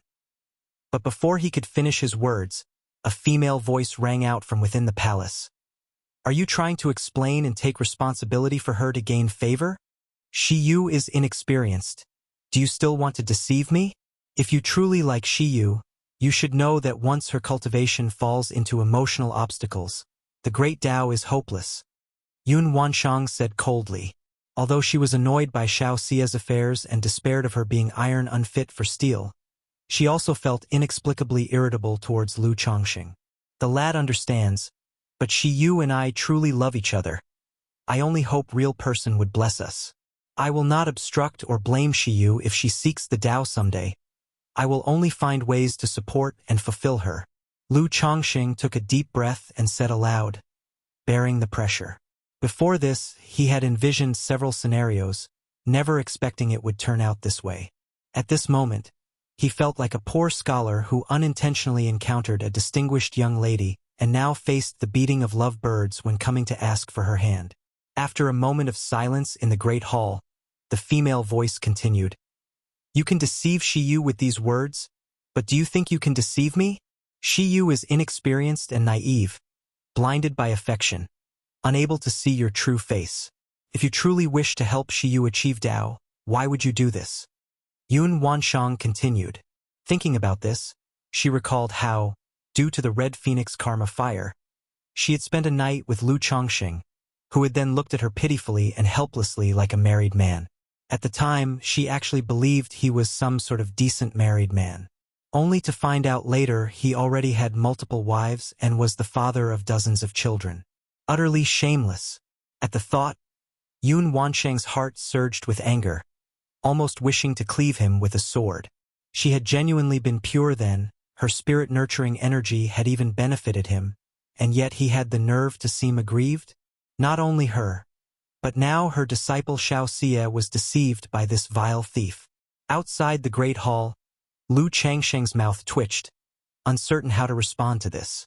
As the other had said, in his early years with Xiao Xie, he harbored ulterior motives, not wanting Xiao Xie to leave.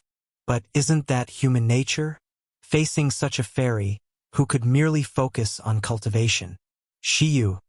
This man just looks decent, but how can mere sweet words and a honeyed mouth trap you in emotional jeopardy? Yun Wanshang continued to speak out. Lu Chongqing. Could we just talk properly? Why is there personal attack? Master! Xiaoxia's head drooped slightly, at this moment unsure of what to say. For decades, she had never seen her master so angry. Knowing she had thoroughly disappointed her master, she dared not defend herself too much. Now that things have come to this, I will say no more. Take this cultivation technique and go cultivate. Shiyu, if you do not achieve core formation within 50 years, I will personally slay him.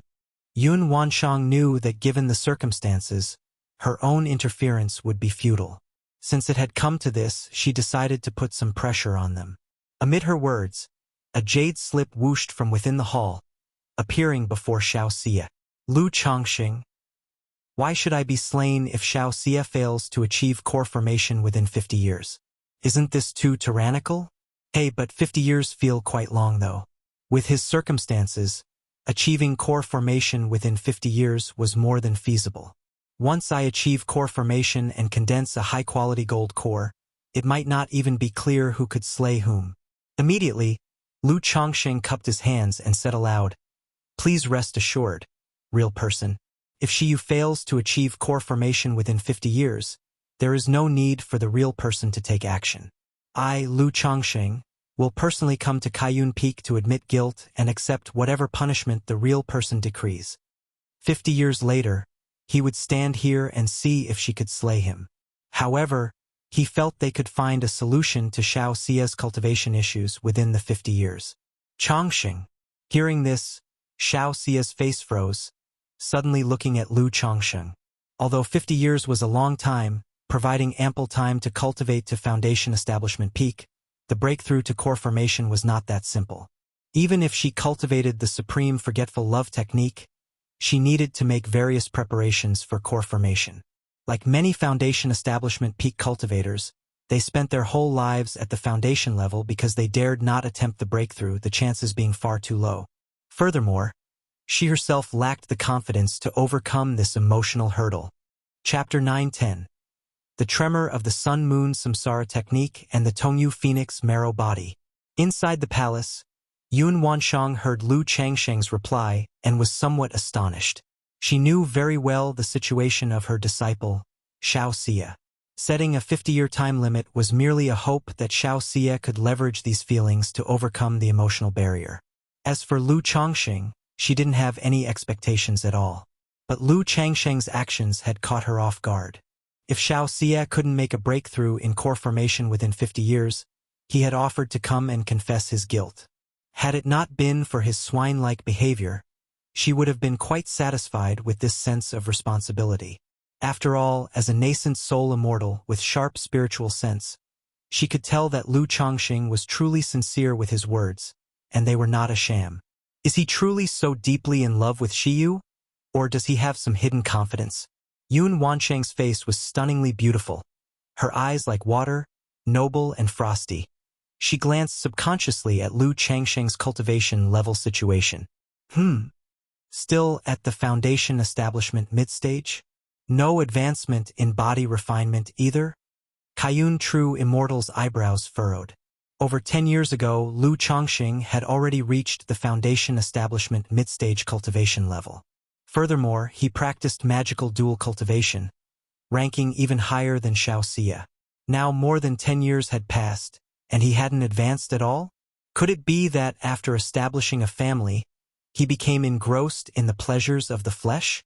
Yun Wanshang immediately speculated that Lu Chongqing, after establishing a stable life with his family, had become lax in his cultivation, indulging in pleasures and neglecting his duties. After all, she was aware of many such incidents.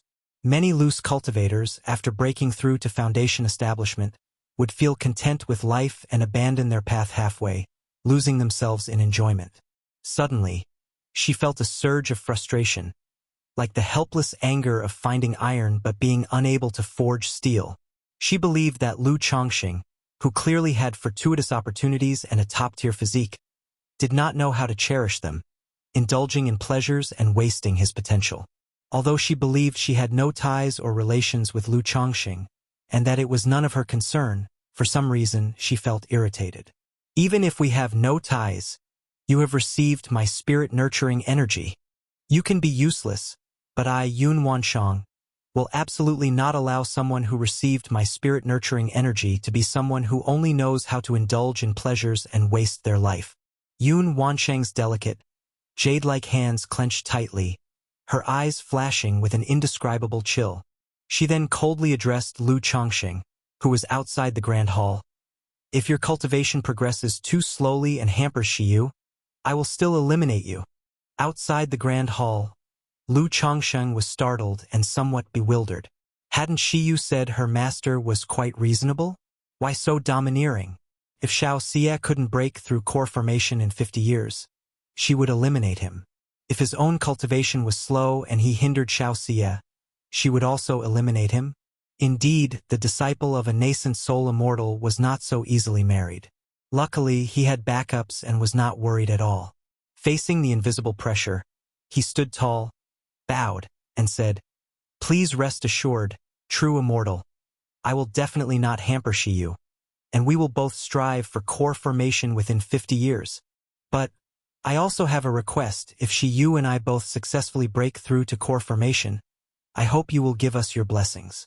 Lu Chongqing spoke with neither humility nor arrogance. Although he was confident that after core formation, he would not fear Kaiyun true immortal, and she couldn't stop him.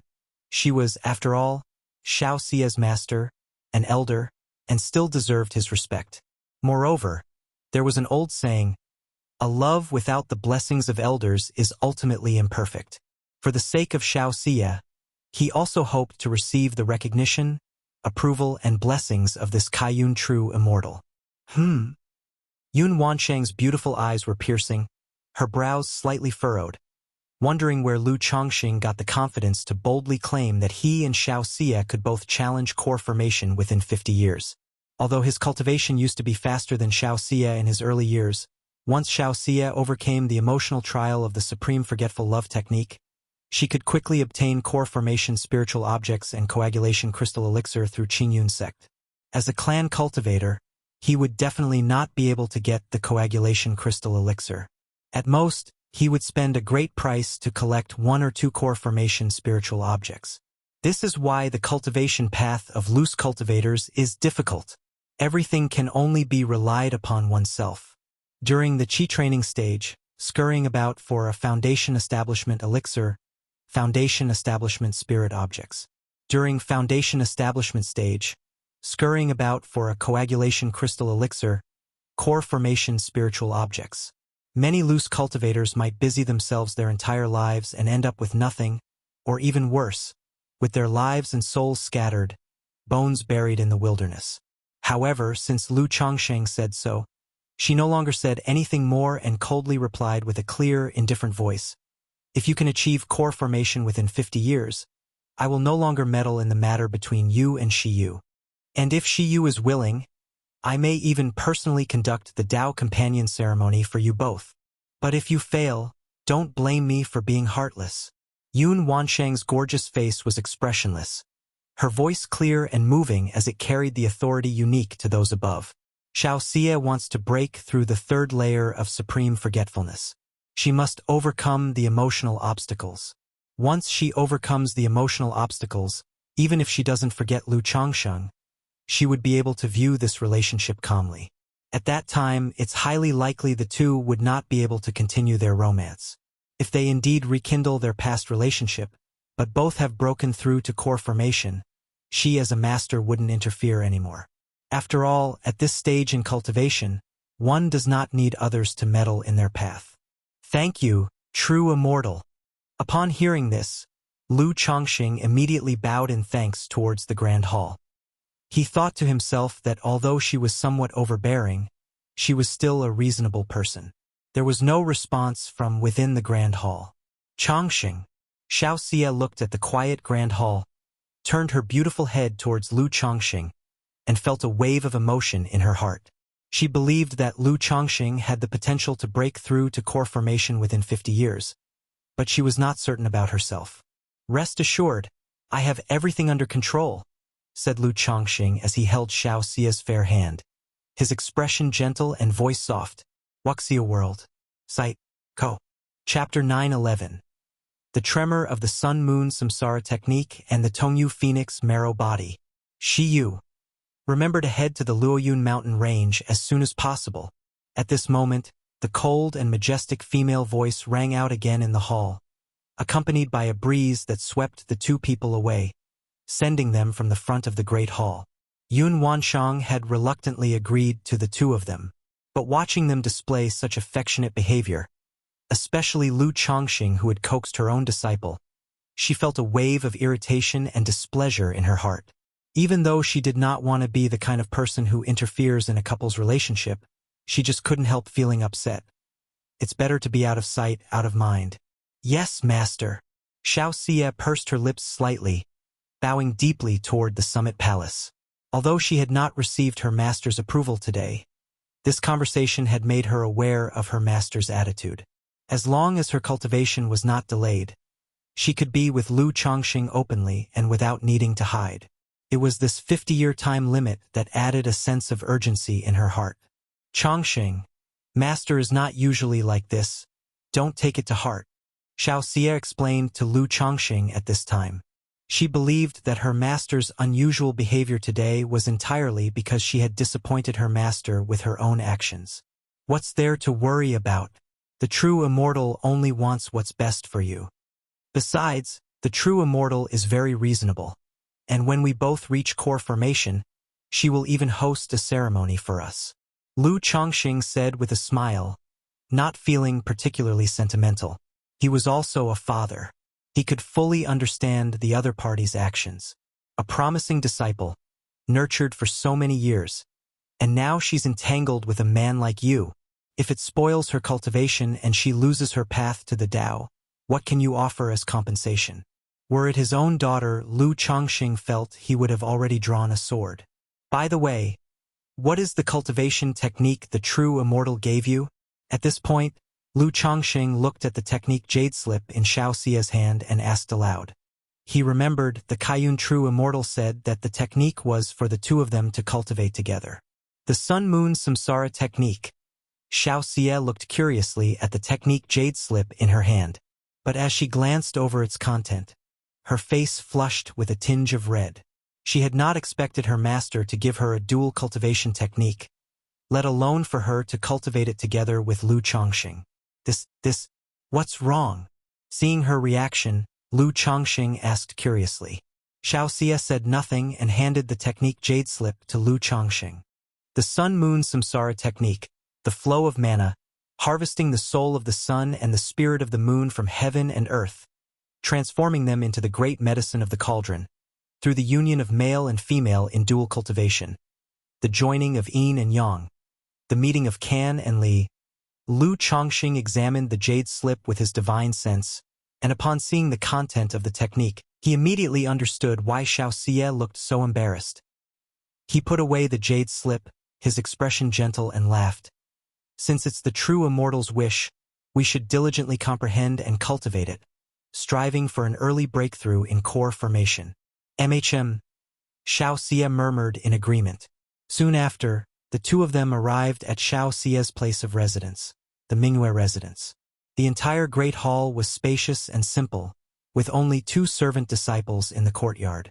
Just like the core disciples of the Qingyun sect, they could select servants from the outer sect to take care of trivial matters. Miss?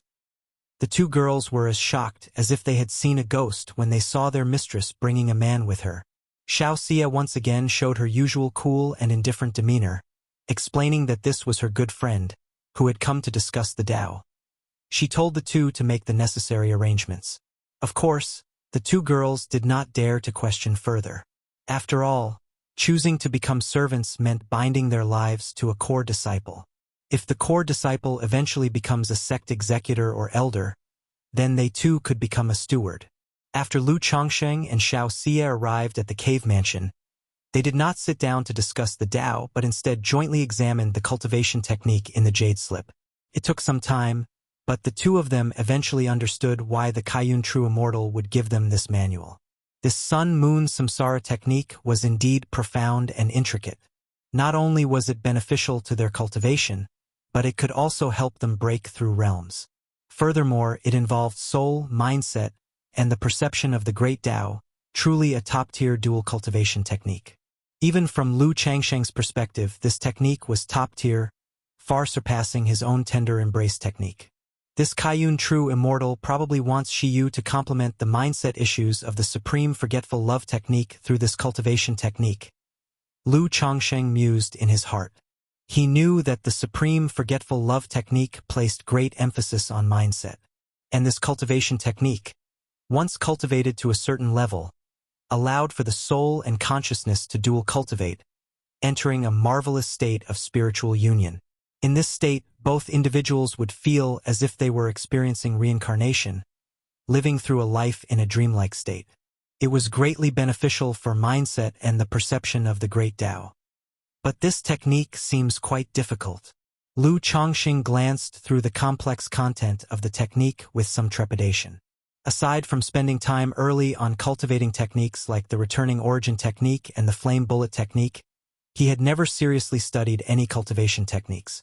All cultivation techniques were inherited through the system. He only studied the Purple Mansion Nurturing Spirit technique and the Red Phoenix True Scriptures Soul Dispersion Needle briefly. But even these two techniques were just a basic introduction and not at a highly proficient level. This Sun-Moon Samsara technique was incredibly elaborate. Firstly, one needed to sense the essence of the sun and moon from the heavens and earth and collect the soul of the sun and spirit of the moon within the body to form the great medicine.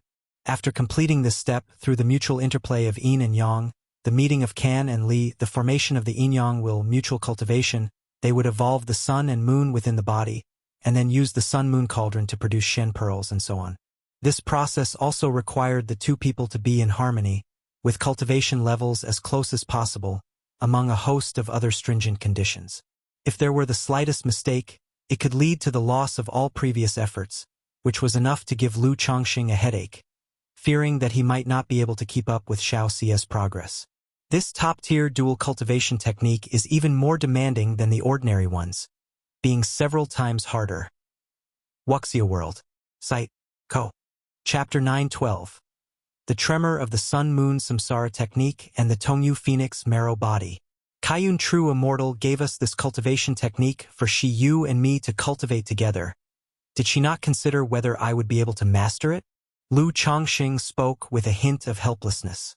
However, with the technique before his eyes, he naturally had no reason to shrink back. Immediately, he and Xiao Xia discussed the technique over tea, studying its intricacies in detail. After both gained a clear understanding of the first layer, they began to attempt its practice. Maintain the Tao heart constantly, do not let the conscious mind arise. In an instant, all things are void.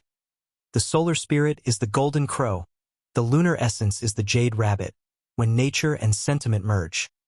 Facing each other, Lu Changsheng and Xiao Xia sat cross-legged, chanting the opening verse of the Sun-Moon Samsara technique, calming their mental spirits, ready to sense the heaven and earth's sun and moon, to harvest the solar spirit and lunar essence.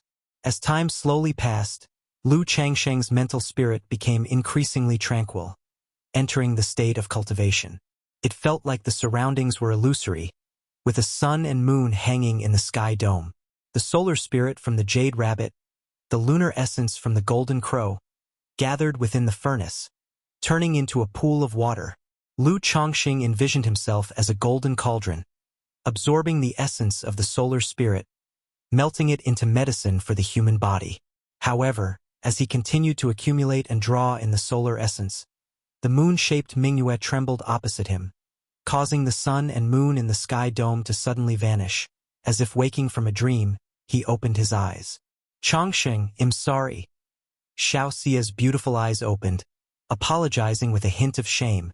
It was her first time practicing this cultivation technique, and she was still somewhat awkward in the process.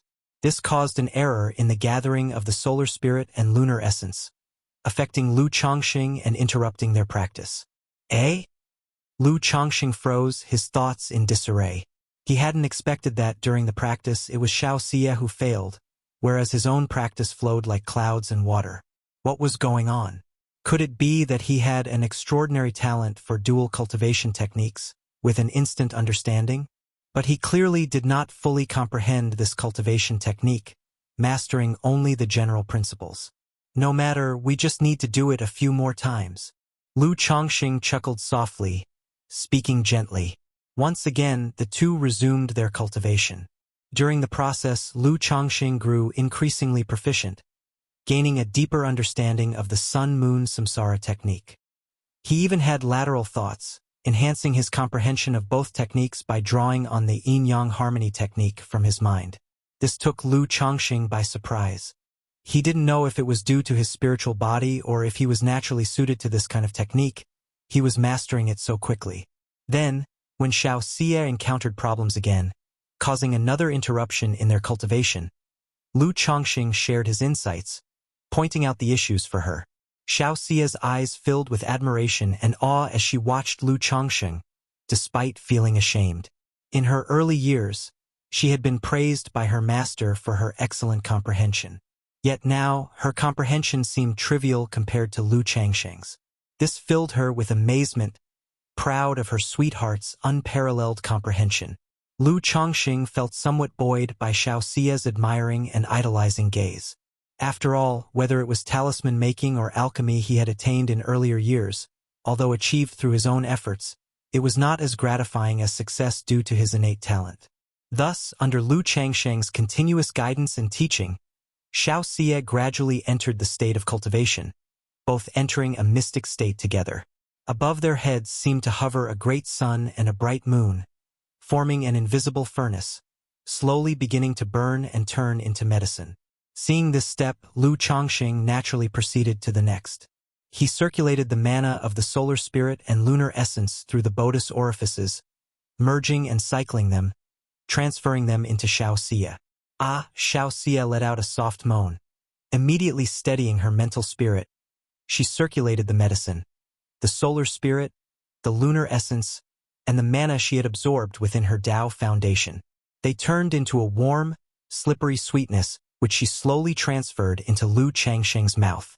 This essence felt like a harmonious blend of yin and yang, constantly nourishing the pair's flesh, mana, providing a refreshing sensation throughout the body. As they merged as intimately as milk blends with water, the invisible cauldron above their heads became indistinctly visible, rotating like the turning of the sun and moon, slowly spinning. Following that, a rustling sound emerged. The green robe and the moon-white dress slipped aside as the two began the true dual cultivation steps, engaging in the harmony of yin and yang. In this process, for some reason, Lu Chongqing was extremely skilled and natural, as if by instinct. Wuxia, though already Lu Chongqing's wife for many years, found maintaining mental tranquility and the operation of the technique through the tingling sensations akin to electric shocks particularly difficult, with many stumbles along the way. Fortunately, with Lu Chongqing's guidance in the operation of the sun-moon samsara technique, the two barely managed to form a state of yin and yang circulation. Time passed, unmeasured. The two completed their first session of cultivation. At that moment, the Tao foundations of Lu Chongqing and Wuxia vibrated. It seemed as if a mysterious power quietly bloomed between the two as they engaged in dual cultivation, creating an indescribable state where, in a trance, they glimpsed the opportunity for soul fusion, a truly profound experience. After a long while, Lu Chongqing and Wuxia both opened their eyes and looked at each other. Chongqing. Wuxia's skin was like jade, emitting a soft luster, her face showing a faint blush, an endearing shyness overcoming her. Shiyu. Lu Chongqing tenderly embraced her, his palm gently caressing the fairy's jade body to soothe the lingering sensations. Much later, he sighed with emotion. This sun-moon samsara technique is incredibly profound. To think we would achieve such an effect after barely cultivating it for the first cycle. He and Wuxia had just engaged in dual cultivation and had only completed the first step, the coexistence of yin and yang. It would take at least 49 times of dual cultivation to potentially form a harmonious coexistence state, gradually evolving the sun and moon within themselves, reaching the stage of producing the profound pearl, and so on. But after just the first cultivation, not only had his cultivation level slightly increased, but he also felt as if his entire being had been baptized. Knowing he had this cultivation technique, his chances of breaking through to core formation in the future and forming a superior gold core, no, a first-grade golden core, had significantly increased. Xiao Xie nodded lightly in agreement, also sensing the profundity of the cultivation technique. Her beautiful eyes shone with light as she whispered softly, "If it weren't for you, Chongqing, I feel like in the midst of running the technique." Xiao Xie shared the problems she encountered during the cultivation process. Although they had completed a cycle of dual cultivation, the process could hardly be described as perfect. Had it not been for Lu Changsheng's guidance, Xiao Xie felt she was still lacking. This increased her recognition of Lu Changsheng's talent and comprehension. Shiyu, the true immortal, said that we should diligently cultivate this sun-moon samsara technique, so we must make the best use of our time. After a moment of tenderness, Lu Changsheng spoke softly, his hands filled with a rich and smooth overflow, looking at the Moon Palace fairy before him, their eyes meeting. Immediately after, accompanied by a breathy sigh, as the sun will turned, they began to meld together again like milk with water, yin and yang meeting. At this very moment, at the peak of Kaiyun Peak within the palace. Yun Wanshang slowly opened her beautiful eyes from a meditative state, her dignified and gorgeous face showing a hint of puzzlement. In the very instant just now, for some unknown reason, she felt an inexplicable palpitation. This palpitation was very faint. Even she did not know where it came from at that moment. But as a nascent soul immortal, if there was nothing amiss, she was unlikely to experience such sudden palpitations for no reason. "What's going on?" Yun Wanshang's eyebrows furrowed slightly, checking on herself without finding the source. She closed her eyes again and went back into meditation to regulate herself. Several hours later, Yun Wanshang's eyes suddenly snapped open. In that instant, she felt another faint, inexplicable palpitation. Yet this palpitation was so faint, and she still could not locate its origin. Could someone be divining my situation? Yun Wanshang's eyes, clear as water, carried a chill, wondering if someone was scheming against her. But in the next moment she dismissed the thought. If it were divination, there would typically be some kind of premonition, a sense of destiny. Such a faint and traceless fluctuation would be impossible to find unless a nascent soul true lord had expended a great cost to divine or deduce it. "I want to see what's going on." Yun Wanshang formed a gesture incantation with her hands, her soul leaving her body, enveloping the entire hall, and locking onto her physical body, trying to pinpoint the source of this palpitation. Since this unknown palpitation had occurred twice, it suggested the possibility of a third time. She did not know how much time had passed, but finally, she sensed the palpitation once again. How is this possible? Yun Wanshang traced the source of the palpitation, her stunning face filled with surprise, disbelief, and shock. She had just realized that this palpitation was not coming from the outside. It originated from within herself. It came from her Tongyu Phoenix marrow body. But apart from producing a strand of spirit-nurturing energy during her core formation breakthrough, her Tongyu Phoenix marrow body had no other effects. If there were to be an effect, it would be that through the method of dual cultivation and using the Tongyu Phoenix marrow body, one could continually nourish spirit-nurturing energy, thus growing stronger. What's going on? Yun Wanshang's brows were deeply furrowed, her mind full of doubts. She did not understand why her spiritual body would feel such a mysterious palpitation in that instant. Could it be? As if she had thought of something, her divine sense suddenly turned towards the midpoint of Kaiyun Peak, to Mingyue residence where Xiao Xie resided. Wuxia World. Site. Co. Chapter 913.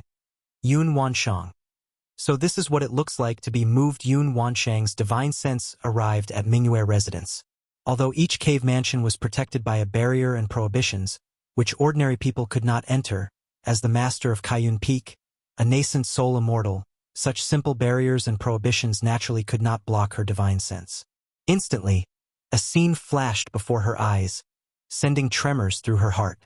The green robe and the moon-white dress lay tossed about carelessly on the floor, wordlessly recounting what had transpired here before.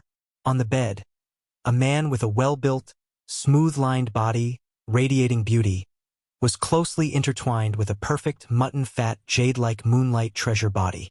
Above them, there seemed to be a sun and moon rotating, casting reflections upon their skin, creating a scene which, although somewhat indecorous, appeared stunningly beautiful, like a magnificent painting. Indeed, it's the sun-moon samsara technique. Seeing this, Yun Wanshang felt a sudden jolt in her heart, realizing the fluttering of her spiritual body was caused by the sun-moon samsara technique. Why is this happening? For the moment, she did not understand why Lu Changsheng and Xiao Xia's practice of the sun-moon samsara technique would cause her spiritual body to quiver. Could it be because of the spirit-nurturing energy? Yun Wanshang's brows furrowed slightly, guessing in her mind. Even as a nascent soul immortal, she did not know why their practice would affect her. But apart from the spirit-nurturing energy, she could think of no other reason. Shiyu. At this moment, Kaiyun True Immortal noticed her disciple, Xiao Shiyu, and her expression softened in surprise. Although Xiao Shiyu was never cold or emotionless when facing her as a master, she had never seen her disciple quite like this. Her exquisitely beautiful face was flushed with a bashful and timid allure. Her usually cool and indifferent eyes now held a tantalizing charm, like a plum blossom in the bitter cold of early spring, delicate and striking. Her black and lustrous hair was casually disheveled, with strands languidly falling across her full, rounded bosom. Her flawless jade body, under the glow of the sun-moon treasure wheel, glistened with sweat that rolled off like moonbeams, unspeakably beautiful. She must have just finished dual cultivation as her long, straight, elegantly curved legs were tense and trembling, causing her delicate and beautiful feet to continuously curl and stretch out, adorably resembling silkworms. So this is what it's like to feel passion. Inside the hall, Yun Wanshang, clad in a luxurious colorful palace dress, exuded a demeanor that combined 3 parts elegance with 3 parts chilly authority. Yet in her heart, she couldn't help but think of when she and Lu Chongqing had extinguished the Red Phoenix karma fire. Was she also enticingly charming like this? She had always been in control, so certainly she would not have been like Shiyu. What was she even thinking about? Her initial plight was suffering from the karma fire, completely irrelevant to such matters. Phew! Yun Wanshang immediately retracted her divine sense, dispelling the thoughts in her mind and exhaling a long breath. But in this moment, she felt a faint warmth spreading throughout her body. Humph! It's been so long, and she still hasn't gone to the Luoyun mountain range. Yun Wanshang's beautiful eyes resembled water, and her stunning face cooled down as she spoke out loud.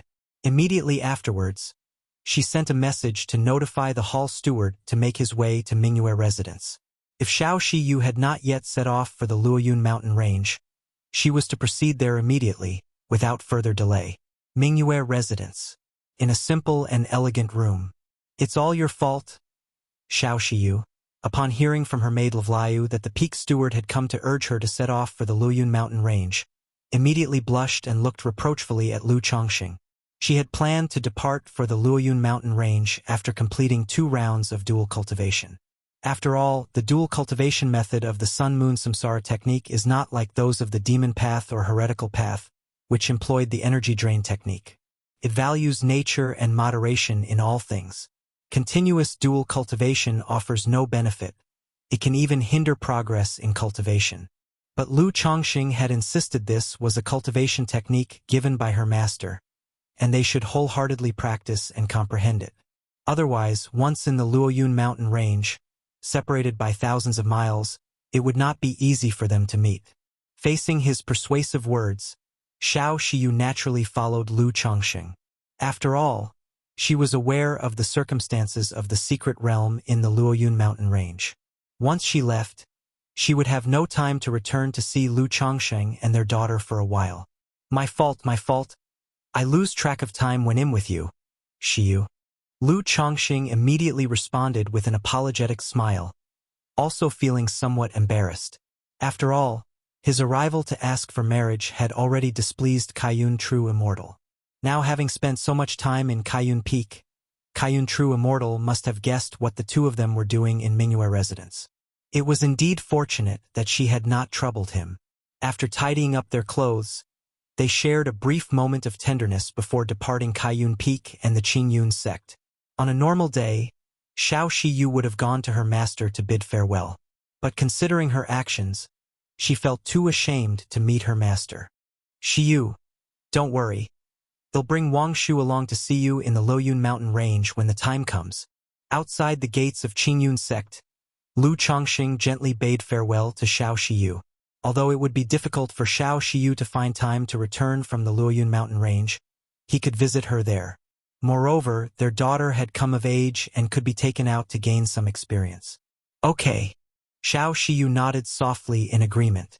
Shiyu, if you encounter danger in the secret realm, your life comes first. Don't worry about wasting the talismans I gave you. If you have problems, you can write to me as well. Lu Chongqing continued to advise. He was not worried about anything else, just that Xiao Shiyu might face danger in the secret realm. I understand.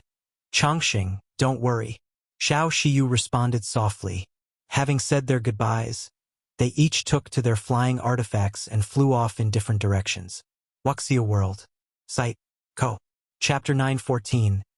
Yun Wanshang. So this is what it looks like to be moved. That Mountain Lord Lu and Uncle Master Xiao seem quite extraordinary. Yeah, it's been about a month since Lu Chongqing came to our Qingyun sect. Hasn't it? Has he been staying at Kaiyun Peak all this time? Hiss. Shocking. Master of Bihu Mountain, Lu Chongqing, actually spent the night with Fairy Shiyu at Kaiyun Peak. Fairy Shiyu is pure as ice and as clean as jade. How could she possibly have any involvement with such a libertine? I've heard Lu Chongqing is a second-order top-level talisman master as well as an alchemist, and he has an old acquaintance with senior sister Xiao, probably invited to make talismans and alchemy. That's right. I heard that senior sister Shiyu is exploring the secrets of the Luoyun mountain range, in need of many elixir medicines and talismans. Inside Qingyun sect, because Lu Chongqing had stayed so long at Kaiyun Peak, it sparked a bit of speculation. To such speculations, neither Lu Chongqing nor Xiao Shiyu paid much attention, not taking it to heart. After all, their situations were much richer than what these people could imagine or guess. After returning to Bihu Mountain, Lu Chongqing resumed his daily leisurely life. Every day he would sit in meditation, make talismans, spend time with his wives under the flowers and moon, and teach his children. Considering the profound effects of the sun-moon samsara technique, which could aid in cultivation and breakthroughs, Kaiyun True Immortal hadn't instructed to keep the technique a secret, so after contemplating, Lu Chongqing decided to teach it to Lu Miaoge, Ling Zixiao, and Bai Ling. After all, prolonged cultivation of this technique would benefit Lu Miaoge, Ling Zixiao, and Bai Ling greatly. As for Kaiyun True Immortal, considering his relationship with Xiao Shiyu, they were practically family.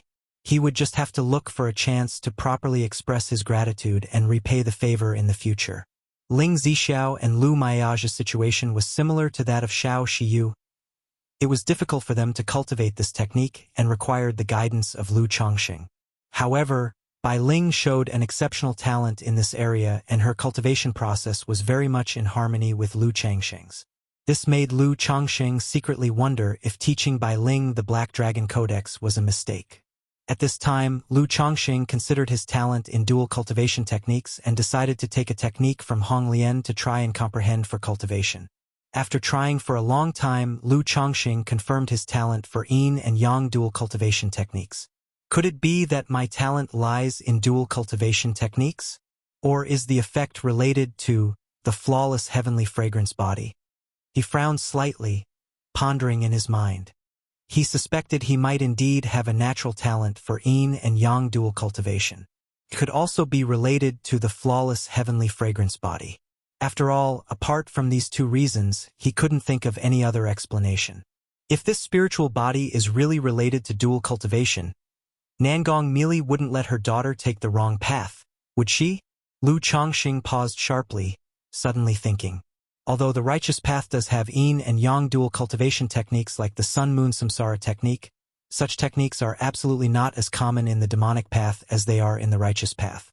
The dual cultivation of the demonic path doesn't care for the shared feelings or similar cultivation levels benefiting both parties, like the sun-moon samsara technique does. It's simply two words: absorption, to harm others in order to strengthen oneself. Compared to the righteous dual cultivation, the demonic path's dual cultivation absorption technique is a lot more straightforward and brutal.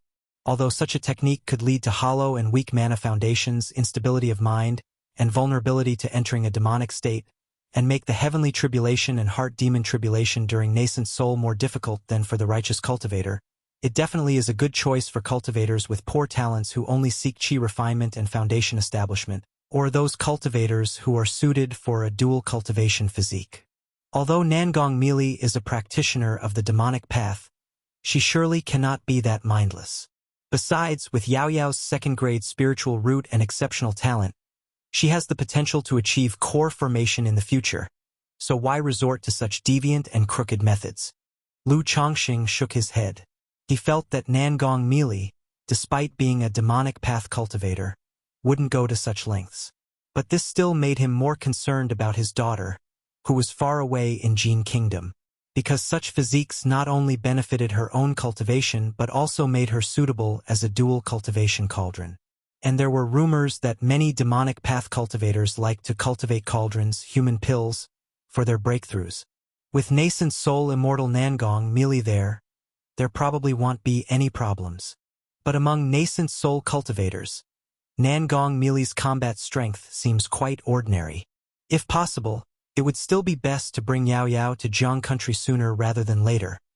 It's definitely much safer. Lu Chongqing murmured to himself, letting out a long sigh. His concern about his daughter's situation was not only worry. There was also some guilt. Although this daughter was an accident, he couldn't deny his anticipation for her birth at the time. After all, the higher the cultivation of the parents, the better the spiritual root talent of the child they conceive. He had coveted the spiritual root talent of the child that Nangong Mili would give birth to. But now, so many years after the child was born, he had never seen her as a father. If his daughter were to encounter any accidents in the Five Poisons cult, or suffer any mishaps in her growth, he wouldn't know how to face it. Core formation. I need to achieve core formation quickly.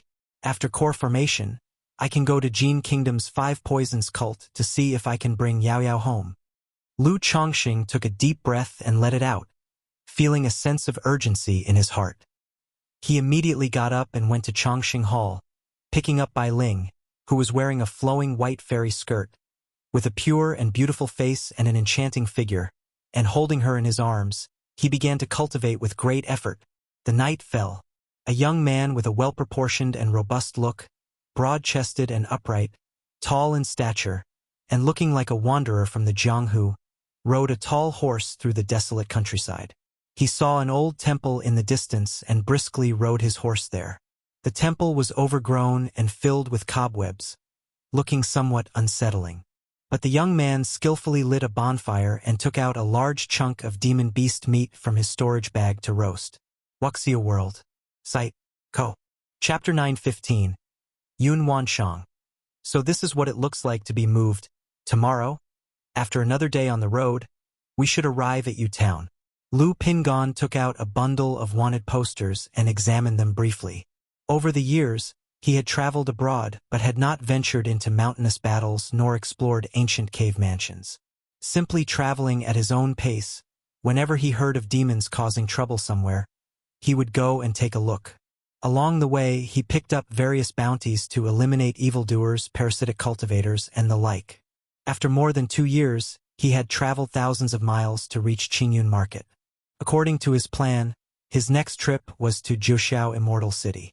However, the iron feather eagle provided by his family had been slain by a robber cultivator along the way, forcing him to abandon the idea of going to Jiuxiao Immortal City. He planned to consider traveling to Jiuxiao Immortal City only after he broke through to the energy refinement late stage.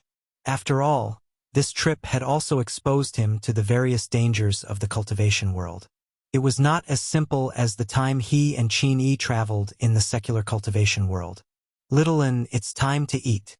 At this moment, Lu Pingon took out a wooden carving and spoke out loud. A wind stirred, and a pale-faced, handsome, insubstantial boy around 5 or 6 years old appeared from the black wooden carving. This was a ghost slave. Lu Pingon had obtained it when he took on a bounty and slew a parasitic cultivator. It was not really considered a gain. Simply put, after he slew the parasitic cultivator, he saw this little ghost looking dazed, thinking about the pitiful lives people had before being turned into ghost slaves, especially since the other party had been transformed at such a young age. He decided not to kill it but rather set it free. But the little ghost would not leave, seemingly clinging to him. Faced with this situation, Lu Pingon was helpless. Knowing that the ghost would not survive if set free, he decided to keep it with him. Since the little ghost could not speak, he named it Little N, using N from his own name, Pingon. Little N shyly and obediently looked at Lu Pingon. "Eat up. I'm starting my meal too." Lu Pingon eyed the little N in front of him, pretended to pat its head with his palm, then voraciously ate the demon beast meat he was holding. Upon hearing this, Little N moved closer, hugged Lu Pingon's neck, and gently drew his yang energy. There were many methods for feeding ghosts in the cultivation world, but Lu Pingon did not understand those methods, nor would he learn such destructive and unethical techniques. Thus, knowing that the little ghost survived by drawing yang energy, he used his own qi and spiritual power to nourish Little N. His martial path was exceptional, and because he practiced the 100 Refinements treasure body art, his qi blood was healthy, and it didn't affect him to have Little N draw a little. He could recover after just a sleep. Over the year of nourishing him, Little N had changed from its original dazed state, gaining a bit of spirituality. It could understand everything Lu Pingon said. Even when spending the night outdoors, it could help keep watch or scout the surroundings for any spirit grass, spiritual medicine, or spiritual treasures. After absorbing a couple of mouthfuls of qi blood to maintain its form, Little N quietly lay on Lu Pingon's shoulder, watching him feast without showing any fierce or ghostly aura. Little N. Just then, Lu Pingon seemed to hear a noise and spoke towards Little N. Having been together so long, no extra words were needed. Little N understood what he meant. It immediately transformed into a yin wind and returned into the wooden carving in Lu Pingon's hand. This carving was an expensive purchase by Lu Pingon, costing 33 spirit stones at a gathering of loose cultivators. Carved from the heart of a century-old Sephora tree, it could house souls. Though it pained him for a long time, Little N seemed to like the carving very much. In a moment, creak, the door of the dilapidated temple was pushed open. A woman dressed in an emerald palace gown with a voluptuous and slender figure entered, holding a baby. "Young hero." Seeing Lu Pingon by the fire, the woman quickly bowed in greeting. "My name is Chi. On my way back home to visit relatives when I encountered thugs along the way. Thankfully, I escaped here with the help of my family's guards. I wonder if you could lend a hand and help us, mother and son. If you could lend a hand, I will certainly remember your great kindness."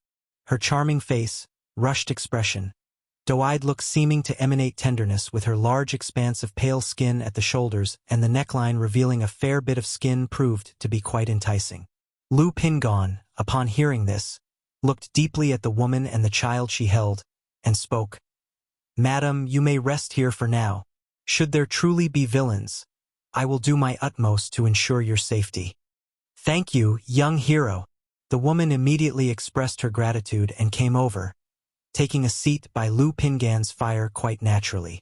A strong scent wafted through the air, causing Lu Pingon to slightly shift backward and focus his gaze on the roasted meat in his hand. Because he was much taller than she, from this angle he could instantly see the fair skin inside her neckline. "I wonder how your martial skills are, young hero. That group of thugs are extremely skilled and vicious." The woman continued speaking.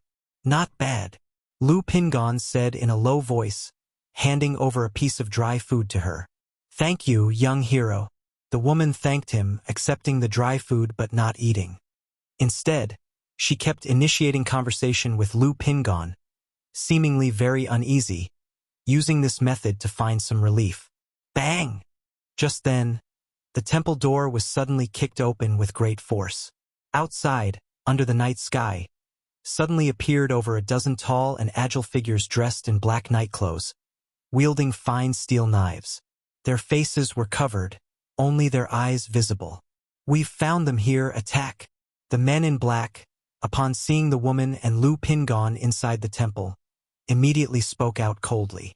"It's not too late to leave now." Wuxia World. Site. Co.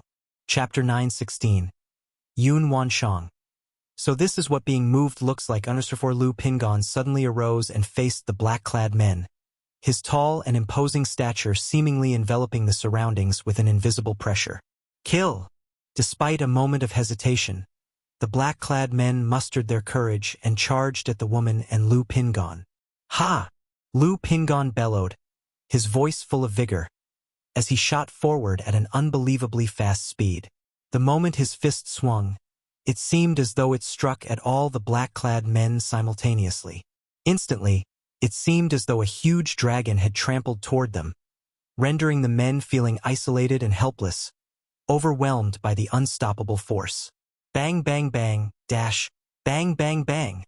In just a moment, the span of a breath, everyone on the field had received a punch from Lu Pingon, sending them flying backward or retreating, their bodies convulsing and their faces pale. "You still have time to retreat now." Lu Pingon looked at the black-clad men. He did not pursue them to their deaths but continued to speak. He could tell that these people's intent to kill the woman was even less than his own. These men must have been instructed to kill him, yet they still didn't know his circumstances. Clap, clap, clap. Dash suddenly, applause broke out. 6 figures then emerged from the darkness. They were a mix of men and women, both old and young. One of the elderly men praised Lu Pingon. As expected of the recent notable bounty hunter, martial god Lu Pingon, "Your strength is indeed impressive." Martial god Lu Pingon? On hearing this title, Lu Pingon raised his eyebrows slightly and showed a trace of amusement. He didn't expect that by taking on bounties under a new name, he would acquire such a nickname. But it sounded quite appealing.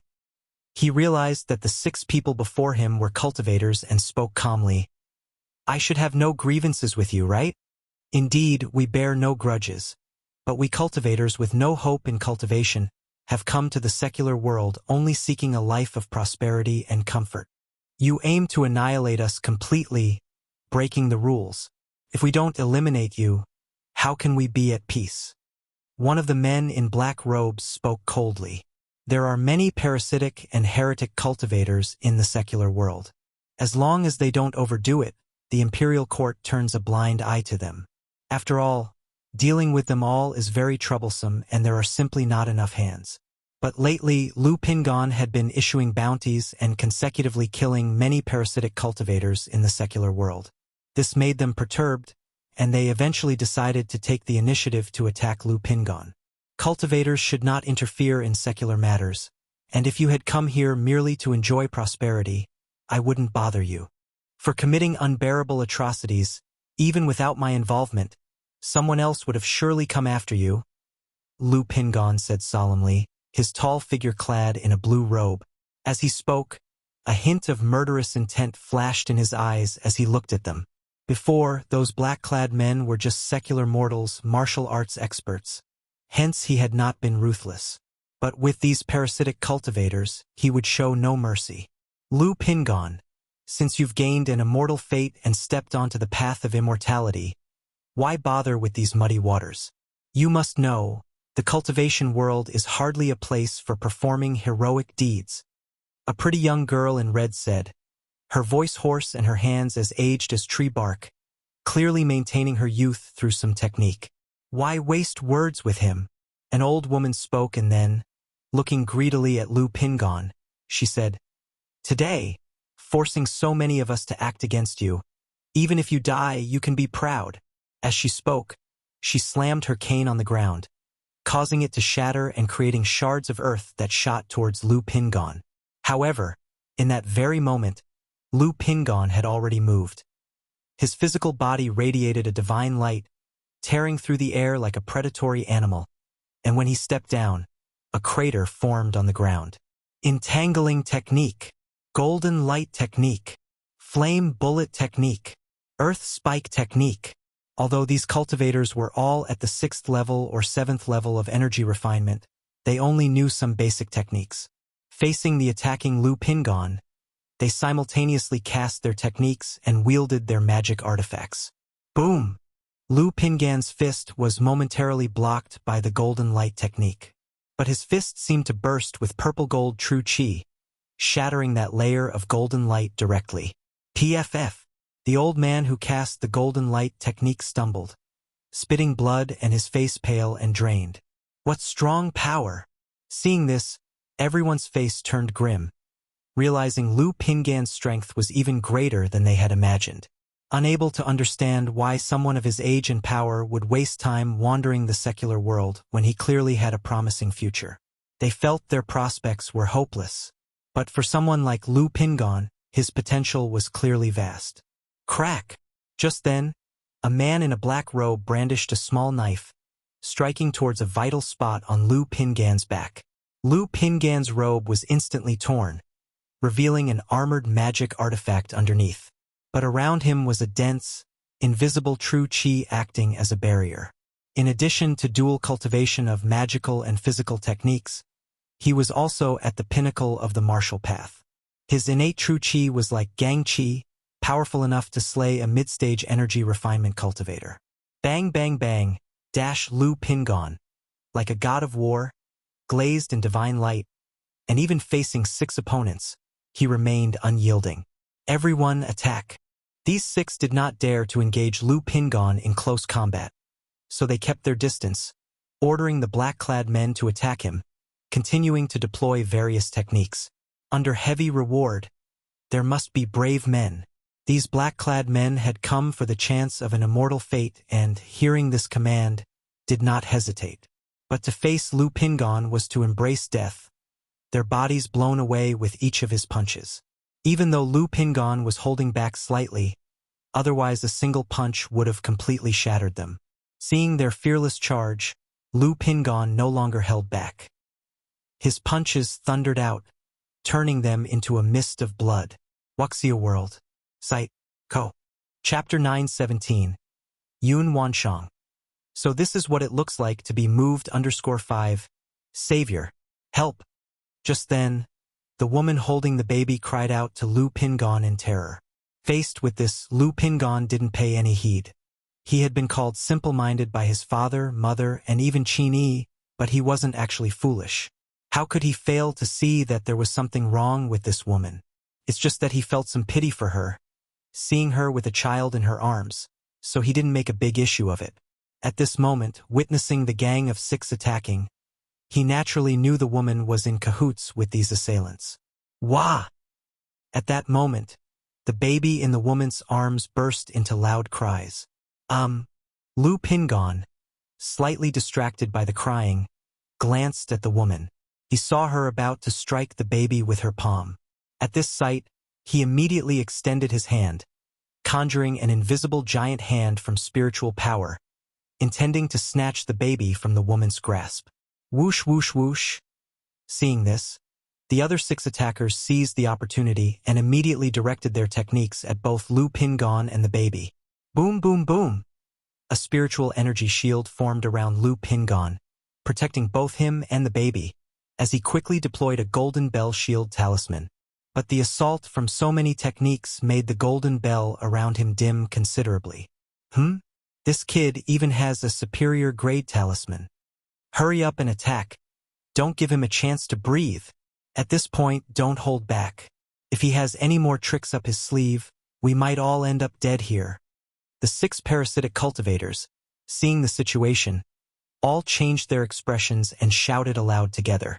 At this moment, they didn't dare to hold back, for fear Lu Pingon had more tricks up his sleeve.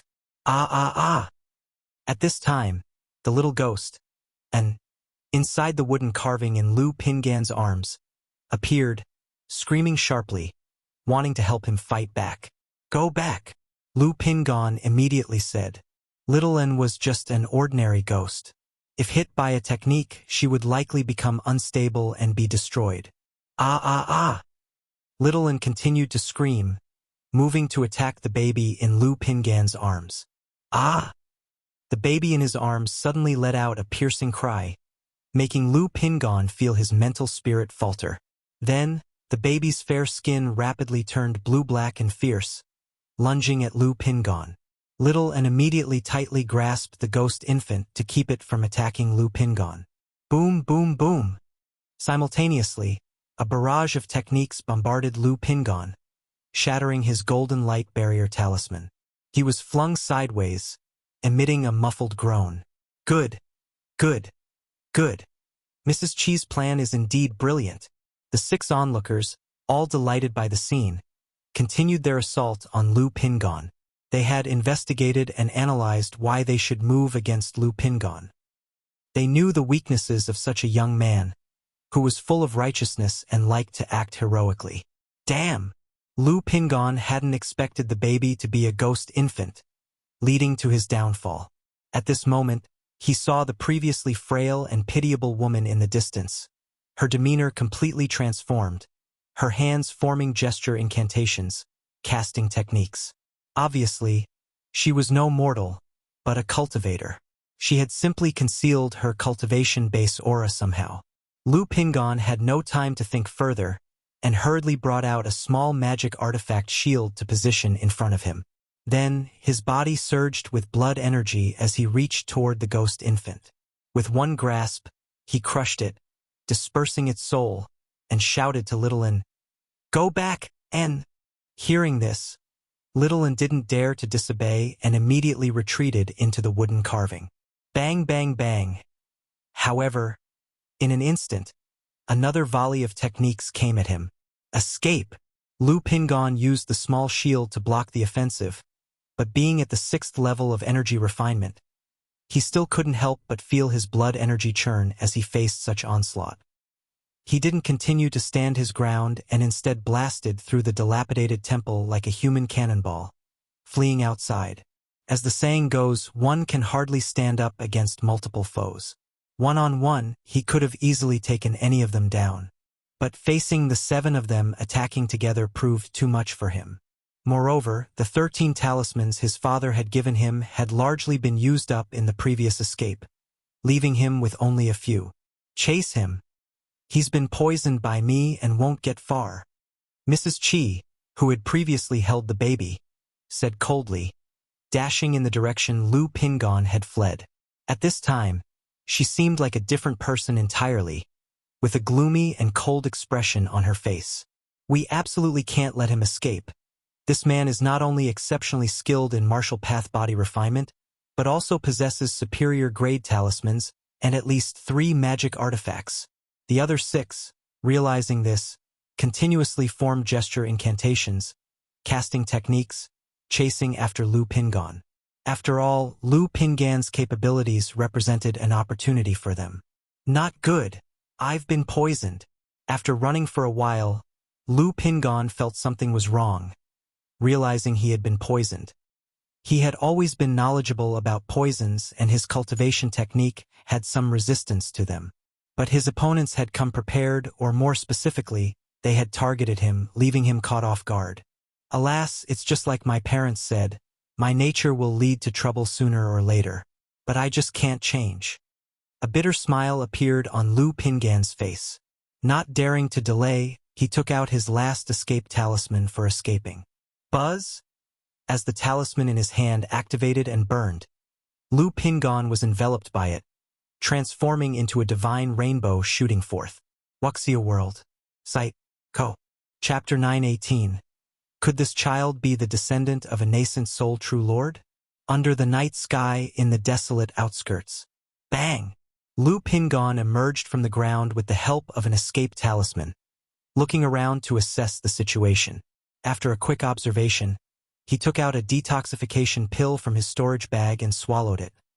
Then, with a whoosh, he ran towards the dense forest beside him. Although the escape talisman had the effect of concealing his form, this group of pursuers clearly came prepared and might have some means to track him. Therefore, he needed to find a safe place to expel the poison and heal. Sizzle! Sizzle! Even though he was poisoned and his body was gradually feeling numb and burning, Lu Pingon's running speed was still very fast. Like a cheetah, he sprinted, leaving only afterimages and tearing through the air, creating a long stream of energy that stirred up sounds like cascading river water in the quiet forest. Roar, roar, roar. Screech, screech, screech. The noises Lu Pingon made awakened the bird calls and the cries of beasts in the forest. But even if tigers and leopards appeared in front of him, he would either send them flying with a collision or casually shatter them. Sizzle, sizzle. After roughly running 100 miles, Lu Pingon saw a cliff in front of him. Immediately, he summoned his flying sword and controlled the artifact to enter the woods below, continuing to run for a long time. Feeling the poison spreading in his body and starting to affect him, only then did he stop to find a place to start the detoxification and healing process. Swoosh! At the same time, a mass of dark chi burst forth. It was the ghost slave Shaoan from a wooden carving he carried. Shaoan looked at Lu Pingon with caring eyes shining in his dark pupils. Shaoan, they'll have to trouble you to keep watch for me, Lu Pingon said with a grin. His face was pale and tired, and his forehead was covered with sweat beads, showing he had expended a lot of energy. Shaoan nodded, his pale and delicate face taking on a serious expression, then floated next to Lu Pingon, watching over the surroundings. Lu Pingon took out another detoxification pill to swallow and sat cross-legged to circulate the purple true solar scripture for detoxification and healing. A while later, what kind of poison is this? It's as tenacious as a bone-attaching sore. Lu Pingon frowned, realizing that the poison was not simple and was difficult to dispel, much like a bone-attaching sore. Even as he channeled his energies, the poison eroded his spiritual power and spread faster. Unbeknownst to him, this poison was none other than the unique poison elixir corpse soul fragrance, concocted by Lady Qi.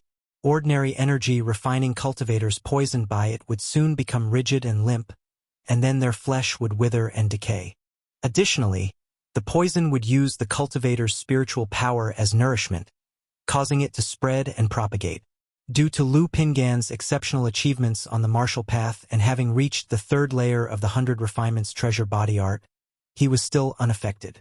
It was only after undergoing a battle and running hundreds of miles that he felt the poison gradually taking its toll. This situation was incredibly astonishing. 100 Refinements treasure body art. Lu Pingon's face tensed with concentration as he circulated the 100 Refinements treasure body technique, maneuvering his blood and chi while his body shone with the treasure light, attempting to expel the poison. Realizing the poison was difficult to expel, he thought of his 100 Refinements treasure body technique's poison resistance, which rendered ordinary poisons ineffective against him. He immediately attempted to refine and dissipate the spreading poison with the 100 Refinements treasure body technique. Just as I thought. A moment later, a hint of joy appeared in Lu Pingon's eyes. Refining the poison, however, left his body somewhat stiff and powerless, needing some time to recover. If I were to refine all of the poison, I'd probably be weakened for several days, Lu Pingon mused. But I can't let this poison linger any longer. After some thought, he did not hesitate to fully activate the 100 Refinements treasure body art to refine the poison. Time passed slowly. Daylight gradually crept across the sky. Lu Pingon opened his eyes and said to Shaoan beside him, "Shaoan, come back." For a ghost like Shaoan, encountering the fierce sunlight could destabilize his soul and prevent him from appearing during the day. So, during the day he would keep him inside the wooden carving, not letting him out. "I'm all right." Seeing the hint of worry on Shaoan's face, he spoke with an easygoing expression. Hearing this, Shaoan turned into a puff of black chi and went back into the wooden carving. "Ugh, I feel sore all over. This really isn't a pleasant sensation." Lu Pingon looked up at the sky, stretched his limbs as he got up, and murmured as he looked towards the cliff. "I wonder if they've stopped chasing me." Energy refining cultivators may have plenty of tracking methods, but beyond 100 miles it becomes very difficult to find someone. And considering he ran straight for hundreds of miles, any chances of being followed at the end were minuscule. Moreover, these were loose cultivators who could not make it in the cultivation world, so even if they had some means, they wouldn't get very far. If I had decided to fight quickly from the start, they wouldn't have stood a chance against me. Lu Pingon took a piece of demon beast meat from his storage bag, ate as he replayed the last night's battle in his mind. He knew that if he had not been soft-hearted and caught in an ambush, ending in a disadvantageous situation, he could have easily defeated them one by one. Sigh. He laughed helplessly, without any regret, taking it as a lesson learned to be more cautious in the future. After eating and drinking his fill, he continued to cultivate to expel the poison and heal his injuries. A known time passed. Roar! Lu Pingon heard a roar accompanied by a stench that wafted through the air. A demon beast! Lu Pingon's eyes snapped open as he realized the situation was dire. He knew this was not a wild animal but a demon beast. He was currently stiff and weak. Dealing with ordinary wild animals was no problem. But a demon beast could pose a danger. Let's go! Lu Pingon did not hesitate. He immediately sealed his pores, concealed his breath, and silently flew away. After a long while, realizing he had left the activity range of the demon beast, he breathed a sigh of relief and found a place to continue healing. Quack, quack. Later, Lu Pingon heard some rustling and a clear female voice. Wuxia World. Site. Co. Chapter 919. Could this child be the descendant of a nascent soul true lord? Lu Pingon immediately assumed an alert expression. At such depths of the great mountain, where demon beasts left their trails, how could a person possibly appear? And judging by the girl's voice, she couldn't be more than in her teens. Thus, he immediately took caution, held his breath, crouched down, and used the bushes for cover to minimize any noise he might make. Swish, swish, swish. Before long, he saw a several-inch-long black centipede wriggling through the sand like a fish, coming into view before him. The sight of Lu Pingon prompted wisps of blood evil energy to emanate from the centipede. This is bad. Lu Pingon promptly raised his hand intending to slap the centipede to death. However, the centipede turned out to be as hard as metal, incredibly tough, and even bit him on the palm. The pain had barely started when Lu Pingon felt his entire body stiffen and weaken, unable to move. The corpse soul sense suppressed within him began to agitate. He realized that this was no ordinary centipede, but likely some poisonous insect of a demon beast. Gurgle, gurgle. Not far away, a fist-sized vermilion toad heard the commotion and immediately leaped towards them. Seeing this, the black centipede made a swish sound and directly burrowed into Lu Pingon's mouth. Even though Lu Pingon had seen much in his life, this situation was a first for him, and a look of terror couldn't help but appear in his eyes. However, what made his skin crawl even more happened next. The red vermilion toad actually hopped onto his face and began burrowing into his mouth, seemingly chasing after the black centipede. This scenario made Lu Pingon, paralyzed and powerless, break out in goosebumps, desperately wanting to struggle but unable to move. Gurgle, gurgle. Immediately, a sharp pain racked his abdomen. He tried to activate his cultivation technique to force out the two poisonous creatures, but his techniques hardly functioned. Quack! Just then, a girl about 13 or 14 years old, dressed in a pale red dress, with curved eyebrows and a lively, adorable face, ran over in haste. She looked at the vermilion toad that had burrowed into Lu Pingon's mouth and asked with a panicked and worried expression, "Big brother, are you okay?" I'm sorry, little Kwa. Please come out." The girl apologized to Lu Pingon and continued to call into his mouth. However, the vermilion toad inside Lu Pingon did not respond at all, fighting with the ironback centipede. Faced with this situation, Lu Pingon's pale face turned purple and red, changing color as he felt extreme pain throughout his body, and his consciousness grew duller and hazier, gradually blurring. I can't pass out. Lu Pingon knew he absolutely couldn't faint and continued to exert all his effort into activating his cultivation technique. But the pain in his body made his consciousness fainter and fainter as if entering a dark abyss. Just then, a tremor surged through his body as if a cluster of faint starlight emerged before his eyes. Granny! Granny! Seeing Lu Pingon seemingly about to faint, Tears welled up in the girl's eyes as she called out loudly. She took out a crystal stone and crushed it in her hand. In no time, a rainbow light shot from the sky, transforming into an elderly woman with white hair, an aged face yet a spry spirit, wielding a snake-shaped staff. The old woman looked at the girl and asked with concern, "Miss, what happened?" "Granny, little Qua was chasing an ironback centipede, which then burrowed into this big brother's mouth, and little Qua followed it in," the girl said urgently upon seeing the old woman. "What?" Hearing this, the old woman looked toward the delirious Lu Pingon, murderous intent flashing in her eyes. "Granny, please save him," the tearful girl pitifully pleaded with the old woman. "Miss, the cinnabar toad itself is extremely poisonous, and once it enters the body, this man is undoubtedly doomed to die, not to mention the presence of an ironback centipede wreaking havoc on his organs. And we cannot reveal our presence while we are out here," the old woman said, her murderous intent receding and turning into a caring gaze. But, this big brother doesn't seem like a bad person." The girl lifted her head and said softly, "Miss, looks can be deceiving, and the heart inscrutable. This man suddenly showing up here, and as a cultivator, clearly poses a problem," stated the old woman, her gaze toward Lu Pingon still laced with murderous intent. Humph! At that moment, the starlight in Lu Pingan's consciousness grew brighter and brighter, prompting a grunt from him as a surge of strength flowed through his body, and his consciousness returned a bit. The 100 Refinements treasure body art within him began to operate automatically. Boom! Boom! Boom!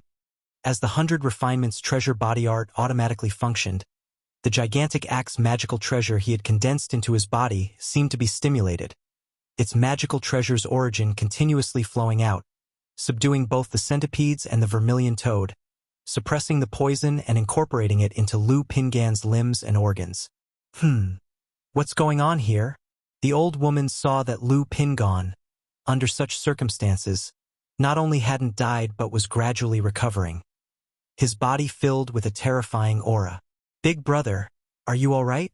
Seeing this, the young girl called out to Lu Pingon with concern.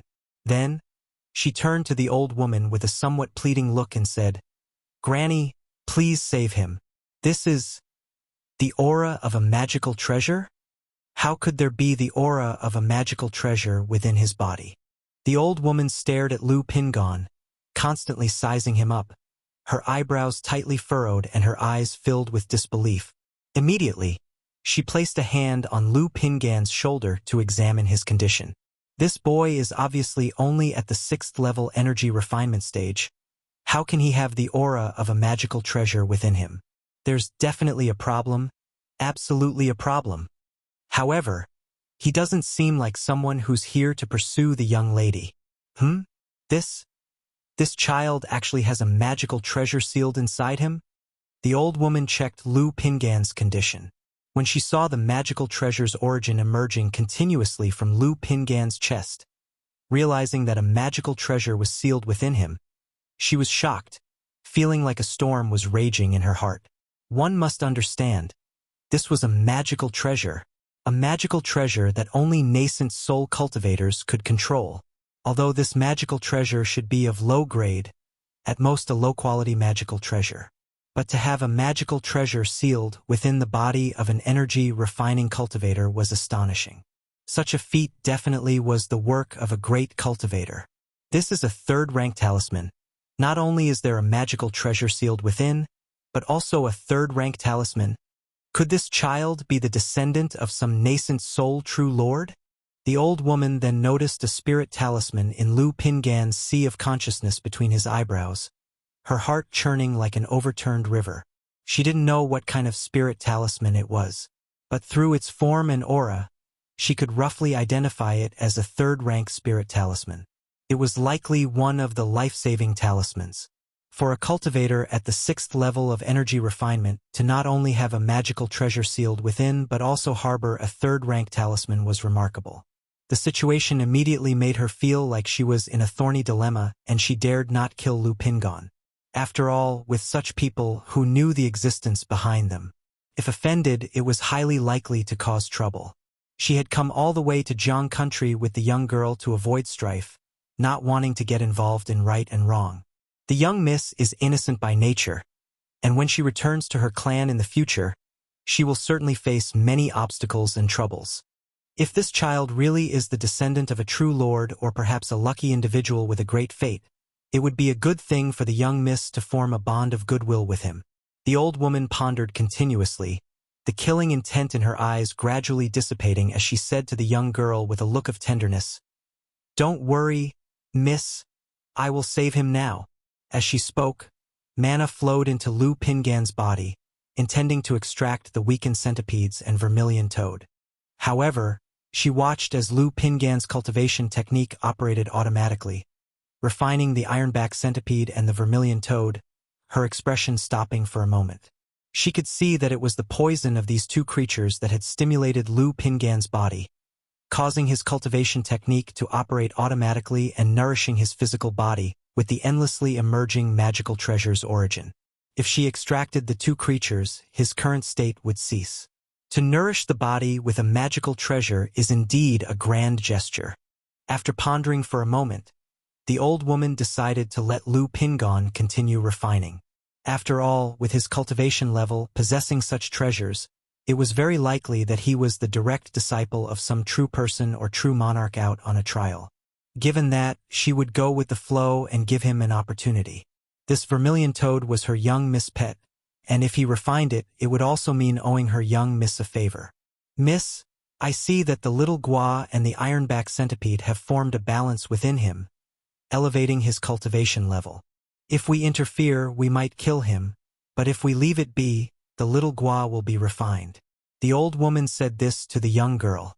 Her words were not only for the young miss to hear but also for Lu Pingan. Ah! The young girl felt conflicted and pained upon hearing this. Although she wanted to save someone, she also cherished her own pet. But after some hesitation, she still chose to save the person. Hearing this, the old woman couldn't help but sigh inwardly, feeling that her young miss was too kind-hearted. With such a kind nature, how would she survive in the world of cultivation? Wuxia World. Site. Co. Chapter 920. True Immortal Level Technique. The First Drop of Myriad Spirits Heaven Dew. By Lake Mountain. Mount Sumeru Cave Heaven. Lu Chongsheng, holding his daughter Lu Lingyi, allowed Mount Sumeru to plant various spirit flowers and spirit grasses according to his wishes. These spirit plants were gifts from Zhao Qingqing and were meant for ornamental purposes. Not only do they not consume spiritual energy, but they also purify it and freshen the air. There could be no better place for them than in the Mount Sumeru Cave Heaven. Aha! Lu Lingyi exclaimed in surprise each time a plant was put in place. Lu Lingxiao, squatting on the ground, watched the scene quietly. However, once he saw a pure spirit flower being planted ahead, he immediately wobbled over to the flower, examining it carefully. "Daddy, flower!" Seeing her brother's actions, the daughter in Lu Changsheng's arms immediately pointed at the pure spirit flower and exclaimed, indicating that she also wanted to go see the flower. Lu Changsheng chuckled lightly and promptly placed his daughter in front of the pure spirit flower. The little one tilted her head, looked at it a few times, then opened her mouth wide and ate a petal. "Silly thing. Why do you put everything in your mouth?"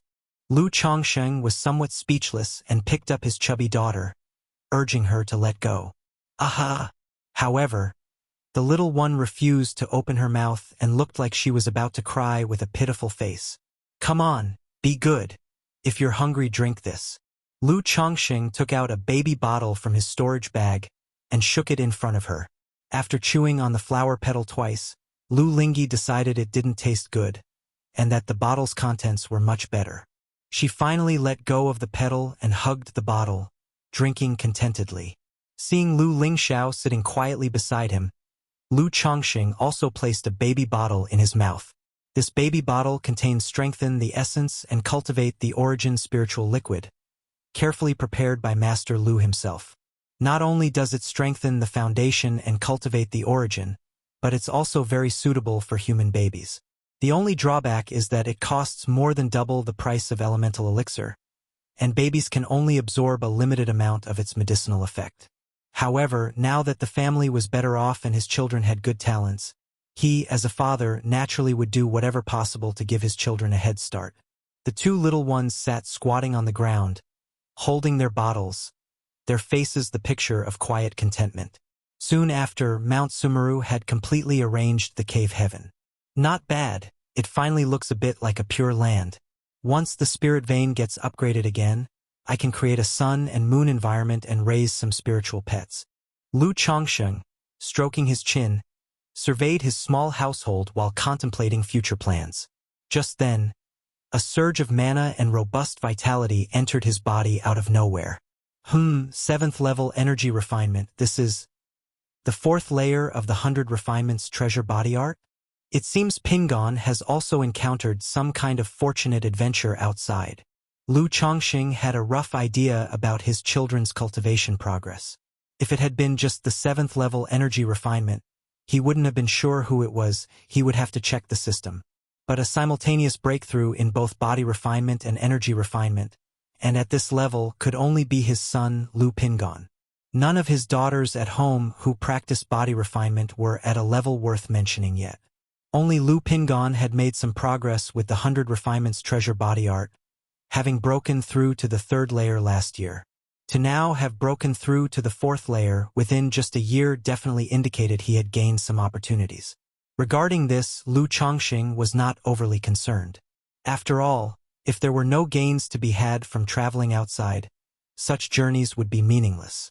After the two little ones were nearly done drinking, Lu Chongxing picked them up, walked out of the Mount Sumeru cave heaven, handed them over to a maid to coax into sleep, and then went to practice the Sun-Moon Samsara technique with Lu Miaoge.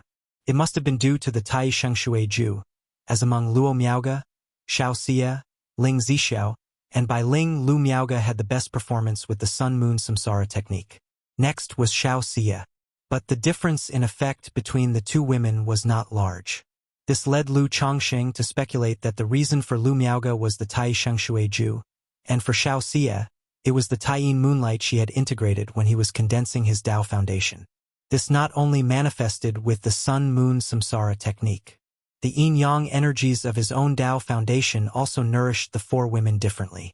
In this regard, Lu Chongsheng was reminded of the nascent soul female cultivator who had battled with him fiercely for 3 days and nights years ago. Even though they had not met again after that battle, Lu Chongxing still remembered her vividly. After all, those 3 days and nights had left a deep impression on him. Of course, the main reason was the strand of spirit-nurturing energy she had bestowed on him. His 7 luminaries Tao foundation was able to transform into a yin-yang 5 elements foundation base mainly due to this strand of spirit-nurturing energy. Without it, Xiao Xie's Taiyin moonlight and the great sun essence of the Golden Crow elixir would not have been able to maintain balance, let alone cause his Tao foundation to transform. This made Lu Chongxing speculate that if he were to engage in dual cultivation with her, the effects would undoubtedly be excellent. However, with such things he just gave it a thought. Without breaking through core formation, there was no way he would contact her. Who knows what her attitude toward him would be or whether it would bring trouble. Mr. Lu always preferred to take the initiative rather than be passive. A month later, by Yun Peak Mingyue residence, Lu Chongxing was instructing his daughter Lu Wangshu in the 99 mystical talisman scripture. Although the number of children at home was increasing, this little darling had always been very dear to him. Lu Wangshu, though usually playful and of average interest in cultivation, was still quite remarkable. With 7th level energy refinement and a first-grade high-quality talisman master. In body refinement, she had relied on talismans absorbed into her body to passively reach the 2nd level. At her age, such cultivation levels and skills were enough to be called a prodigy. Just at that moment, a powerful force of physical strength entered Lu Changsheng's body and integrated into his limbs and bones.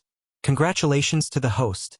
The first of your offspring has broken through to 2nd-order body refining, earning you 1 high-level draw opportunity. HM? 2nd-order body refining? What is this all about? Wuxia World. Site. Co. Chapter 921. True Immortal Level Technique. The first drop of myriad spirits heaven dew.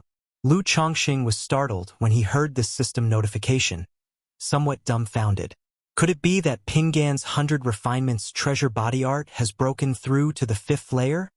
Lu Changsheng's expression cleared up slightly as he roughly guessed what had happened.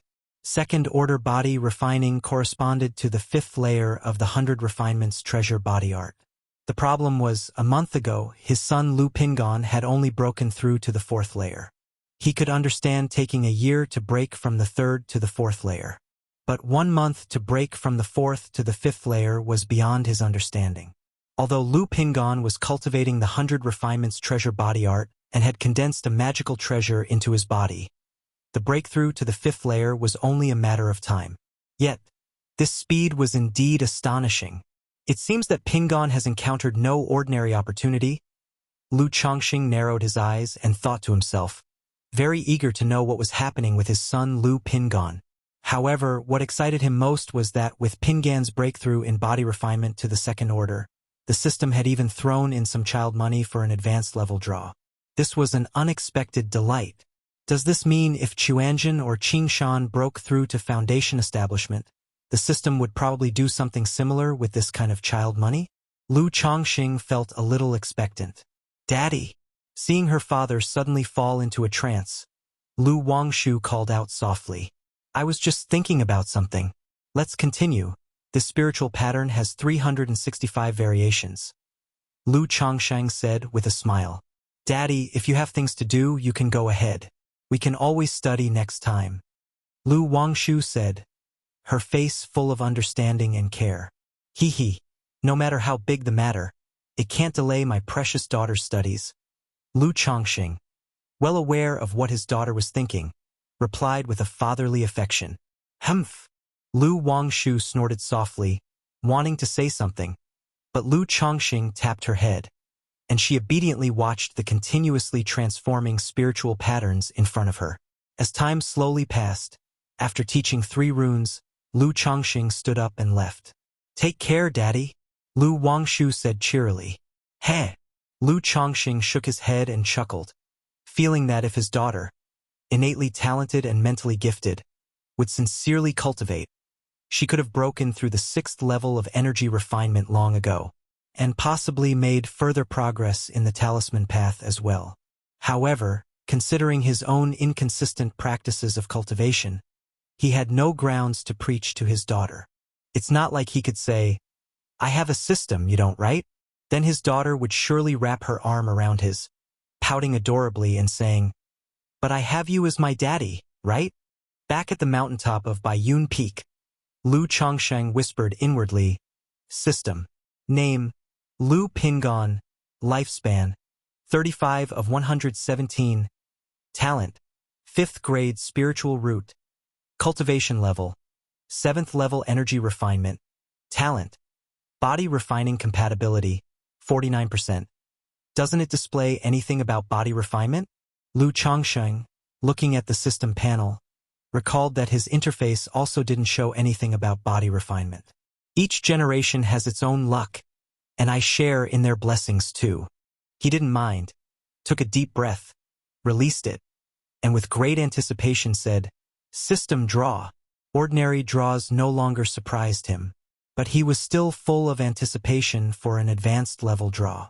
Immediately, the advanced level draw roulette appeared, radiating golden light.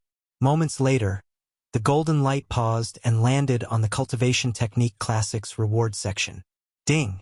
Congratulations to the host for acquiring the Cultivation Technique, Brahma Demon True Saint Technique. The reward has been placed in the system space, and the host can check it at any time.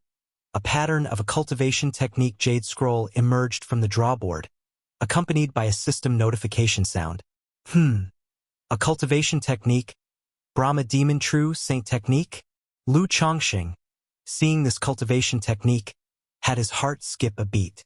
For ordinary draws that yielded peripheral sect level and orthodox level cultivation techniques, he had lost interest. Even if he got them, they would mostly just serve to enrich the Sutra Pavilion at home. But the cultivation techniques in an advanced level draw tended to surpass orthodox level. However, this technique doesn't look like a regular one. Lu Chongqing thought to himself and looked toward the system space. Cultivation technique. Brahma Demon True Saint Technique. Grade. True Immortal Level. Description. A body refining technique created by the merging of the Buddha, demon, and magical beasts by the ancient demon Buddha Pasun. The cultivation conditions are extremely demanding, requiring simultaneous cultivation of Buddhism and demon paths, using the demonic Tao origin, heavenly demon blood, and Buddhist relic for marrow cleansing to cultivate. True Immortal Level?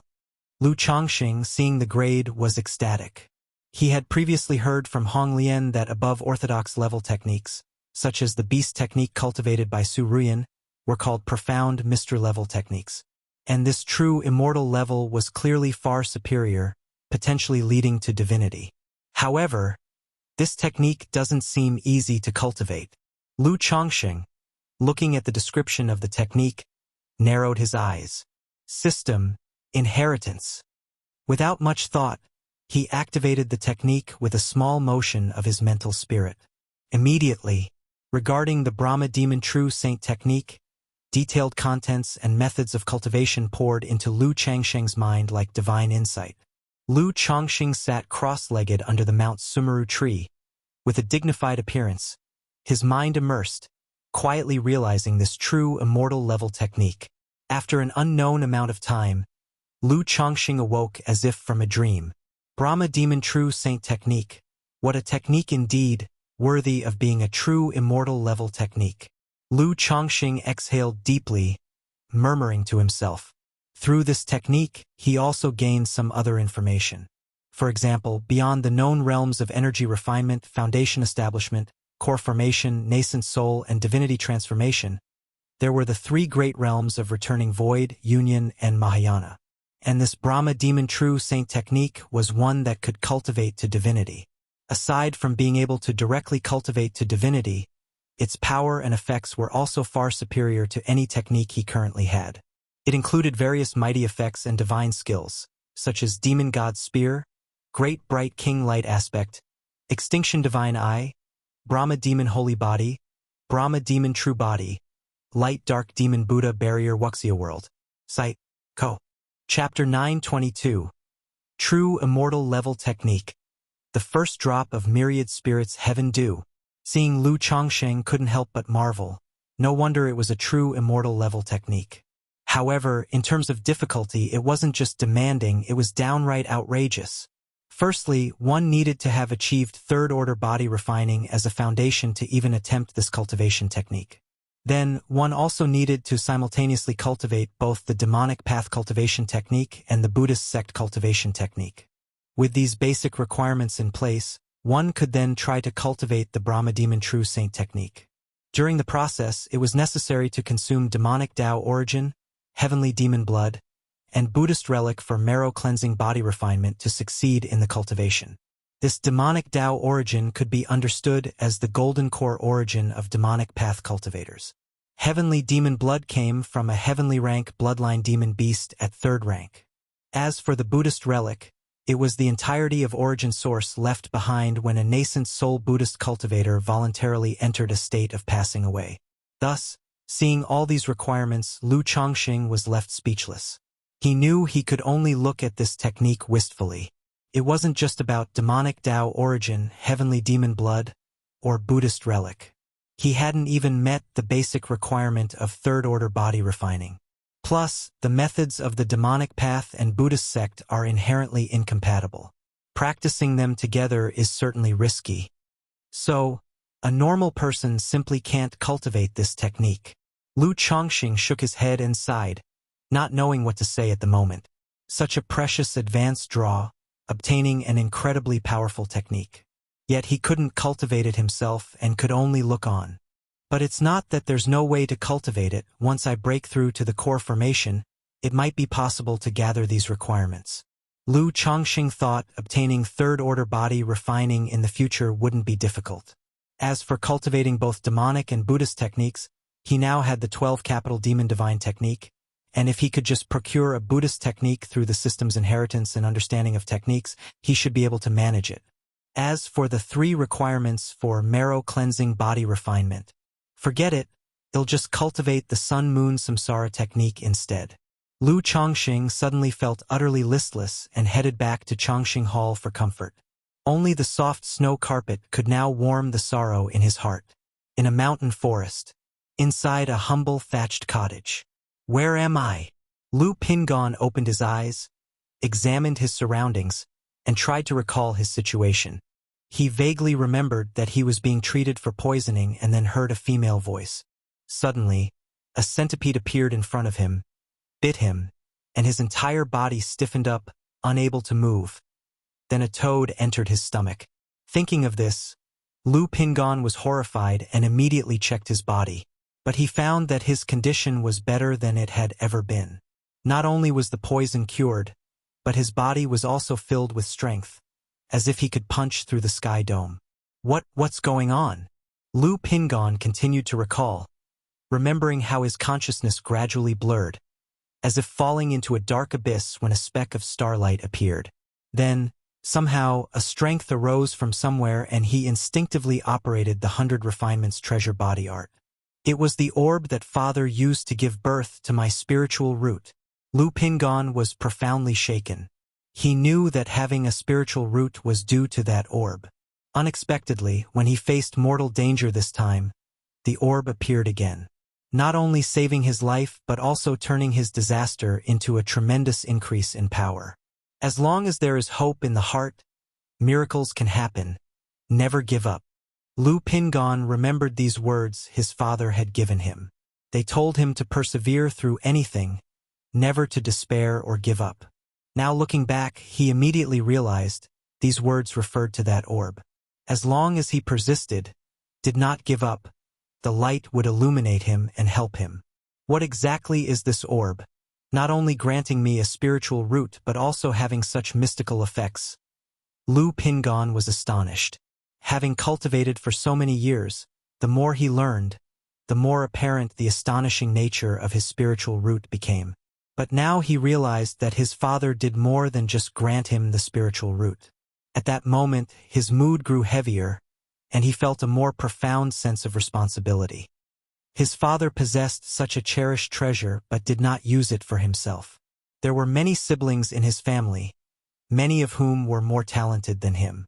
Yet his father had given it to him, and as the eldest son, he had failed to set a good example. Creak! At that moment, the wooden door was gently pushed open. A petite girl with her hair tied up in a bun, her appearance fresh and lovely, dressed in a red skirt appeared at the doorway.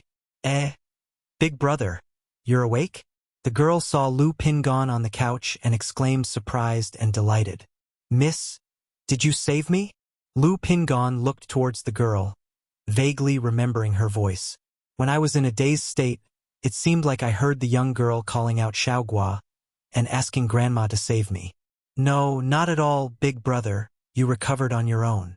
The girl waved her hand, her voice crisp, somewhat embarrassed. Still, I should thank you. If it weren't for you, I might have been carried off by a wild beast. Lu Pingon showed a hearty smile on his face and stood up to bow in thanks to the girl. Miss, what eventually happened to the centipede and the vermilion toad that entered my body? Lu Pingon thought of the two poisonous creatures that had entered his body and still felt a shiver, asking out loud. Grandma said Xiaogua and the ironback centipede have formed a balance inside your body. The girl's words trailed off, a downcast expression appearing on her little face. Lu Chongqing, upon hearing this, remembered that the 100 Refinements treasure body art had automatically activated, seemingly refining the centipede and the vermilion toad. Unexpectedly, he was able to make continual breakthroughs in this way with the 100 Refinements treasure body art. I'm so sorry, so sorry. Lu Pingon instantly expressed with a face full of apologies. Learning that not only did they save him, but also involved their pets, he felt extremely awkward, unsure of what to do. It's all right, big brother, as long as you are fine. The girl was still somewhat downcast, but knowing that it was irreversible, a faint smile appeared on her face as she said, I am called Ruan. She had just begun to speak when a cough was heard. My name is Su Jior. Big brother, what is your name?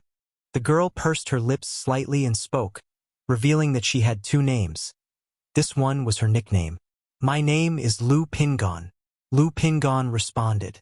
Though he always used a false name when outside, since they had saved him, he did not want to deceive them. Lu Pingon. Does it mean to be safe and sound? The girl quietly repeated his name twice, tilting her head to inquire. She was innocent and simple, not overthinking, thus speaking whatever came to her mind. Yes, my father hoped that I would always be safe and sound. Lu Pingon nodded. He had known the meaning of his name from a young age. At that time, the names of his younger brothers and sisters in the family all bore similar meanings: safe and sound, happy and joyous, carefree. My parents also wish for me always to be safe and sound, the girl said crisply. The two started a somewhat stilted conversation. Meanwhile, outside the thatched cottage in the distance, an old woman with snowy white hair watched from afar.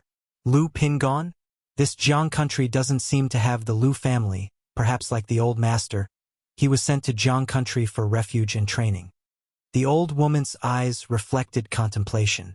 Although she was not a cultivator from Jiang country, she was aware of such situations. Except for the Heavenly Sword sect, which had a nascent soul true lord stationed, the other major powers were all at the nascent soul level. For someone like Lu Pingon, in her view, he likely originated from a family. This young man doesn't seem cunning. He could indeed engage with the young miss. The old woman quietly observed the conversation between Lu Pingon and Sujur, not interrupting them.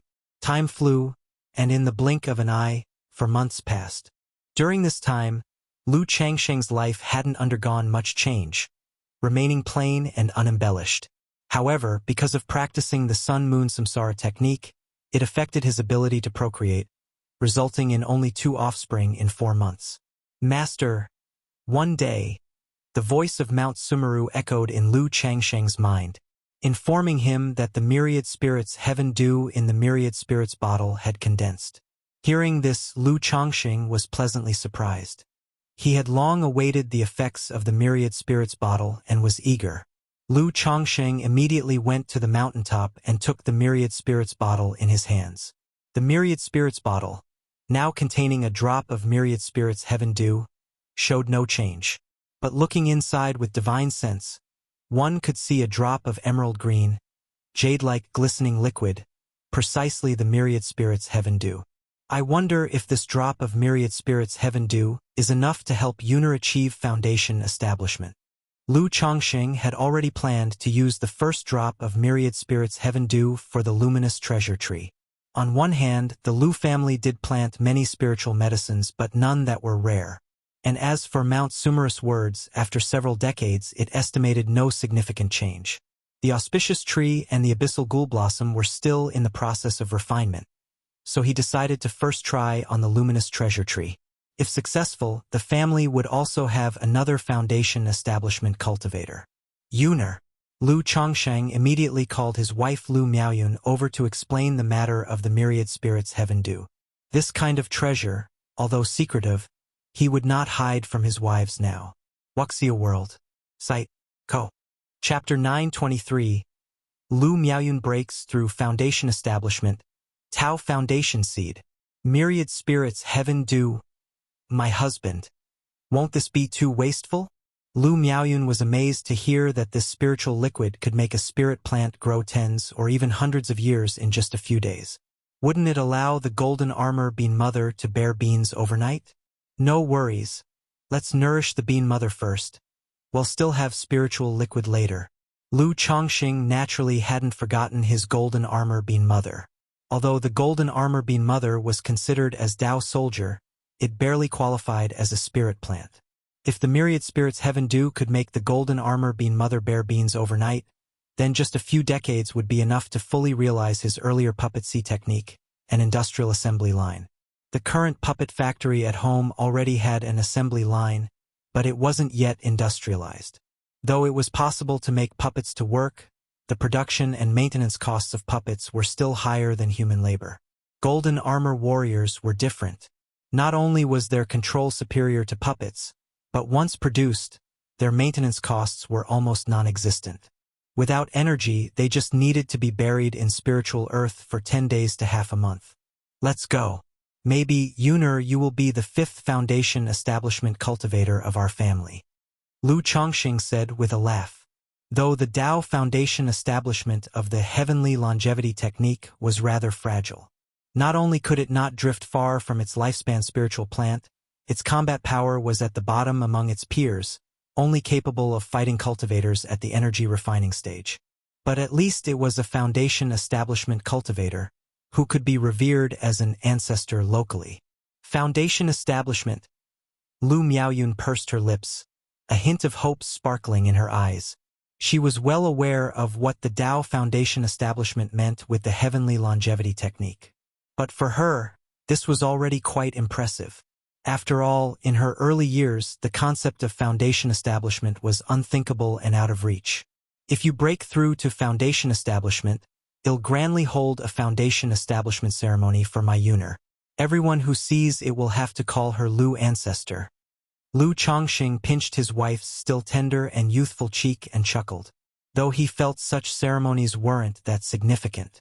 But considering that in the past decades, Lu Miaoyun had been handling mundane household matters for him silently as a wife, with little presence. Others knew about by Lake Mountain because of him, Lu Chongqing, as well as Lu Miaoge and Ling Zixiao.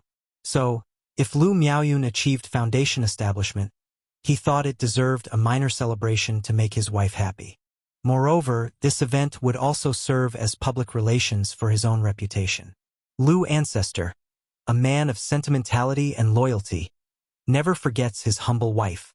Last year's incident at White Tiger Mountain had somewhat affected the reputation of Bai Lake Mountain and Lu Chongqing, so this could serve as a way to restore it a bit. Husband, Lu Miaoyun, catching on to her husband's teasing, coyly chided. But in her heart, she couldn't help but visualize herself holding the foundation establishment ceremony. If her grandmother knew she had reached foundation establishment, she would surely be overjoyed. Soon after, the couple arrived at Lingzue Cliff. Greetings to the mountain lord and the madam. Father, mother. Immediately, cultivators and Lu family disciples paid their respects. Lu Chongqing nodded briefly and inquired about the situation of the cultivation of spiritual medicines. He seldom came to Lingzue Cliff. As the cultivated spiritual medicines here didn't have any years to them, there really wasn't much to be concerned about. After asking a few questions, he and Lu Miaoyun proceeded to the back cliff, in front of the luminous treasure tree. Although this luminous treasure tree had been planted for over a decade, it remained unchanged as if it had just been planted, without any growth or change. Yuner, I am going to start now, Lu Chongqing said to Lu Miaoyun next to him. Then he took out the Myriad Spirits bottle and dropped a bean-sized, radiant Myriad Spirits Heaven Dew, resembling jade, onto the luminous treasure tree. Buzz, the Myriad Spirits Heaven Dew directly merged with the luminous treasure tree, causing the blue-gold luminous treasure tree to flow with a vibrant, green vitality. At the same time, a powerful qi surged out from the luminous treasure tree, enveloping Lu Miaoyun completely. Yuner, how does it feel? Lu Chongqing looked at his wife and asked if she felt anything. Now that the luminous treasure tree was refined into her lifespan spiritual root, it was essentially a part of her body. Thus, she could clearly know the condition of the luminous treasure tree. Husband, I feel the luminous treasure tree is growing wildly, feeding me a continuous essence of plants and herbs, enhancing my cultivation level. Lu Miaoyun's spiritual mechanism surged around her, making her deep blue clothes flutter soundlessly without wind. After cultivating with the heavenly longevity technique, normal sitting meditation and taking elixir medicines were ineffective. She could only rely on the constant growth of the luminous treasure tree, her lifespan's spiritual root, to absorb the essence of nature and nourish herself. At this moment, as the luminous treasure tree grew wildly, she suddenly felt a surge of spiritual mechanism and plant essence flooding into her body, rapidly enhancing her cultivation level. Good. Continue with your cultivation. Lu Chongqing nodded upon hearing her words, letting Lu Miaoyun peacefully refine the origin of plants and herbs in her body. Whoosh! As time passed, countless amounts of nature's spiritual energy converged and flowed into Lu Miaoyun, causing her cultivation level to reach the peak of the 9th level energy refinement and gradually start accumulating, preparing for the foundation establishment. The foundation establishment of the heavenly longevity technique was different from most cultivation techniques. After cultivating to a certain extent, there would be a transcendent sense, indicating the ability to break through to foundation establishment. There were no stages or bottlenecks mentioned in the foundation establishment process. It was just like a normal breakthrough, naturally achieved. Seeing the rolling spiritual energy becoming more abundant around them, Lu Chongqing looked towards Baiyun Peak and, connecting with Mount Sumeru through divine sense, called out, "Sumeru, bring the spiritual I spring. Check if Zishao is in closed-door cultivation. Ask her to come over." Wuxia World. Site. Co. Chapter 924. Lu Miaoyun breaks through foundation establishment. Tao Foundation Seed. Lu Chongqing said so. He could tell from the current situation that Lu Miaoyun was likely to break through to foundation establishment. Given that, he naturally needed to make some preparations. Although the heavenly longevity technique seldom encountered bottlenecks during foundation establishment and hardly failed, no one in the family had ever cultivated this technique before, so it was still better to play it safe. If Lu Miaoyun truly needed it, he had a foundation establishment elixir on hand. Swish! Above Baiyun Peak, suddenly a golden beam of light shone onto Lingzue Cliff. The spiritual ice spring within the cave heaven immediately appeared beside Lu Chongqing, its waters bubbling vigorously, brimming with dense and pure spiritual energy. He had previously chosen not to use this spiritual spring to create a spirit vein, exactly for situations like this. Soon thereafter, an escape light arrived from Baiyun Peak.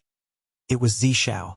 "Lord, is Miaoyun about to break through to foundation establishment?" She was aware of Lu Miaoyun's situation and, seeing this scene, immediately guessed what was happening. "Yes, she's almost there." Lu Chongqing smiled and nodded. "So we'll need your help, Zishao, to set up a formation to gather spirit and slightly conceal the activity. Please, Sister Ling." Lu Miaoyun opened her eyes and thanked Zishao. Miaoyun is too polite. Zishao, in a blue dress, looking plump and dignified, elegantly smiled. Then, with a light lift of her palm, an array plate appeared, gently adjusted to make the formation flags on Lingzue Cliff flutter. Lingzue Cliff was already equipped with a formation, linked to the Bai Lake Mountain Great Formation, and she could easily operate it now. What's happening with the Great Formation? It seems to be Lingzue Cliff. As the Great Formation operated, people immediately noticed the situation at Lingzue Cliff. However, it was just a passing notice, nothing sensational, because, due to Zishao being an array master, the Great Formation of Bai Lake Mountain had been modified several times, each test stirring up quite a ruckus, so everyone was used to it. After all, Bai Lake Mountain was now considered a major family, and no force would bother them. 2 days later, Lingzue Cliff, the rear cliff. "Lord, I think I can break through to foundation establishment." Lu Miaoyun told Lu Chongqing, her face showing excitement. Even after so many years at Bai Lake Mountain and knowing that today differed from the past, and that she would ultimately break through foundation establishment with the cultivation of the heavenly longevity technique, she couldn't help but be emotionally stirred now that the day had arrived. "Yuner, has the luminous treasure tree fully assimilated the myriad spirits heaven do?" Lu Chongqing asked gently. "There's a little bit left." Lu Miaoyun quietly felt it and spoke softly. "If you feel ready, go ahead and break through, or if you want to be more certain, wait until the luminous treasure tree has completely assimilated the myriad spirits heaven do." Lu Chongqing smiled and said. During the conversation, he took out a foundation establishment elixir from his storage ring and handed it to Lu Miaoyun. "I also have a foundation establishment elixir here, Yuner. You can take it if you need it during your breakthrough. So, just proceed with your breakthrough with ease, and don't worry." Lu Chongqing stepped forward, gently stroked his wife's hair, and spoke softly. While the heavenly longevity technique didn't require a foundation establishment elixir for breaking through to prevent unforeseen circumstances, he still presented this elixir to Lu Miaoyun for peace of mind. After all, should any accidents occur, this elixir could protect her meridians and dantian. "Lord," Lu Miaoyun hadn't expected her husband to have prepared a foundation establishment elixir for her, Her eyes reddened, touched deeply. Hee hee. Just break through with ease. Lu Chongqing chuckled. MHM. Lu Miaoyun nodded and then sat cross-legged next to the luminous treasure tree to quietly prepare for her breakthrough. Only when her cultivation was fully ripe and nearly bursting, ready to break through naturally, did she begin her breakthrough. Then, as if remembering something, she opened her eyes and said to Lu Chongqing, "Lord, shall we call over Zhenjin and Sister Huan? The book says observing someone else break through foundation establishment is beneficial. Moreover, Zhenjin, Sister Huan, and I cultivate the same technique." Lu Miaoyun said that the three of them cultivated the same technique. Observing this process might provide valuable insights and help for the other two women. "That's very considerate of you, Yuner." Lu Chongqing raised an eyebrow, nodded, and agreed it made sense. Immediately, he transformed into an escape light and went to the Lu family mansion to call his wife Lu Miaohuan and Chu Zhenjin. If Lu Miaoyun managed a smooth breakthrough, it could inspire the two women for their future. If something unexpected occurred, they could learn experience and avoid additional detours. In a short while, Chu Zhenjin and Lu Miaohuan arrived at Lingcue Cliff. They were quite surprised to know that Lu Miaoyun was about to break through to foundation establishment. Because they knew the heavenly longevity technique was slow in cultivation, fully reliant on lifespan spirit plants, and the spirited environment of Bai Lake Mountain was only moderate, making the growth of spirit plants slow, so Lu Miaoyun might need another decade or even decades to break through. However, learning that Lu Chongqing was assisting, they were relieved. After all, over the years, Lu Chongqing had become almost omnipotent in their hearts. Just facilitating the early breakthrough of Lu Miaoyun to foundation establishment was nothing unexpected. "Miaoyun sister, you can definitely do it," Chu Zhenjin cheered her on. Under their watchful gaze, Lu Miaoyun sat cross-legged beside the luminous treasure tree and slowly circulated the heavenly longevity technique to start her foundation establishment. Humming, bright green energy flowed within Lu Miaoyun's body, emitting a fresh and rich vitality. This energy, stemming from the same source as the nearby luminous treasure tree, caused the tree's cracked bark to gradually seep a blue-golden luster. Soon, the two energies gradually merged, integrating both individual and tree into one. Wuxia World. Site. Co. Chapter 925. Lu Miaoyun breaks through foundation establishment. Tao Foundation Seed. Hoo. The spiritual energy of nature gradually surged towards Lu Miaoyun and the luminous treasure tree, entering the bodies of the two. But compared to ordinary foundation establishment, the speed of this absorption of spiritual energy, the whirlpool of spiritual pressure, could only be considered average. Even with the presence of the spiritual eye spring, there was no need to inhale the surrounding nature's spiritual energy. Using the lifespan spiritual plant to endure the physical and magical barriers of the three trials of foundation establishment. Lu Chongqing watched Lu Miaoyun, his eyes slightly narrowed. He could see that the spiritual energy of nature was mainly being absorbed by the luminous treasure tree. The luminous treasure tree then channeled the spiritual energy, along with streams of verdant plant essence and the tree's origin source, into Lu Miaoyun, transforming it into pure mana. Like normal cultivators breaking through to foundation establishment, one needed to endure the high-intensity infusion of spiritual energy. Then, they had to refine this energy, continuously compressing it until the spiritual liquid metamorphosed into mana, elevating the Tao platform. Yet, the heavenly longevity technique achieved these steps through the lifespan spiritual plant. What about the third barrier, the divine sense barrier? Could it be that because of the lifespan spiritual plant, there's no need to rely on one's own emergence of divine sense to support the Tao platform, so the presence or absence of divine sense doesn't matter? Upon breaking through to foundation establishment, will there naturally be a transformation of the mental spirit, giving birth to divine sense? Lu Chongqing pondered thoughtfully.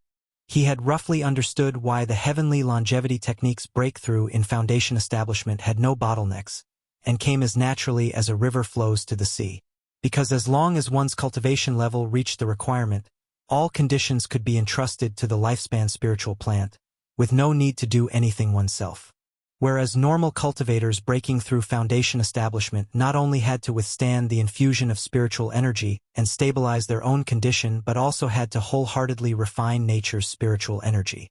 Then, the mental spirit would transform, divine sense would be born, linking to the elixir lake through the divine sense, and lifting the Tao platform. Any slight mistake in these steps could lead to the failure of foundation establishment. The biggest problem for cultivators with a lower-grade spiritual root trying to break through to foundation establishment was the absorption and transformation of nature's spiritual energy. Because the conversion was so poor, the process not only became more difficult but also allowed for no margin of error. They even had to rely on the foundation establishment elixir and foundation establishment spiritual objects to meet the requirement. This heavenly longevity technique is truly profound. Lu Chongxing inwardly marveled at the mystery of this cultivation technique. This kind of technique, although its grade was unknown, was at least of orthodox level. Like this, the blink of an eye and half a month had passed. Lu Miaoyun gradually entered the final stage of her breakthrough. The spiritual energy of Lingzue Cliff also became more turbulent, wildly rushing into the luminous treasure tree. However, due to the presence of the spiritual eye spring, though it caused some commotion, it did not form a fearsome vortex of spiritual energy in the sky as most breakthroughs to foundation establishment did, which would swallow the spiritual energy of the surroundings. During this time, Lu Chongxing let Ling Zixiao go back to rest, and Chu Jinjin and Lu Miaohuan also went back to rest. He would call them for the final stage. After all, waiting for foundation establishment could be truly dull and tedious. Especially with Lu Miaoyun's situation, one might as well say there was not the slightest ripple. As long as she didn't interrupt herself or cause any mischief, success was certain. Nevertheless, as her husband, unless something major pressed, he would still stay here quietly accompanying her. Another half-month passed. The fluctuation of spiritual energy on Lingzue Cliff gradually returned to calm. Above, a layer of hazy clouds and rainbows appeared, as if congratulating the success of foundation establishment. It's done. Lu Chongxing looked at Lu Miaoyun, his face showing a faint smile. He knew that she had broken through to foundation establishment, elevated the Tao platform, and was now undergoing baptism, shedding the mortal coil. Sister Miaoyun seems even younger. Beside them, Chu Jinjin watched the transforming Lu Miaoyun. She was the first to perceive that Lu Miaoyun seemed much younger. Hee. Lu Chongxing shook his head and chuckled. He thought to himself that, forever youthful, remaining as if only 20 years old, perhaps it put some pressure on his wife. After all, relatively speaking, women care more about this aspect. Although Lu Miaoyun, Chu Jinjin, and others had taken preserving appearance elixirs and beauty-enhancing pills in their earlier years, those kinds of elixirs didn't grant eternal youth but only slowed down aging. Lu Miaoyun now appeared to be in her mid-20s, very young, but she probably preferred to be even younger.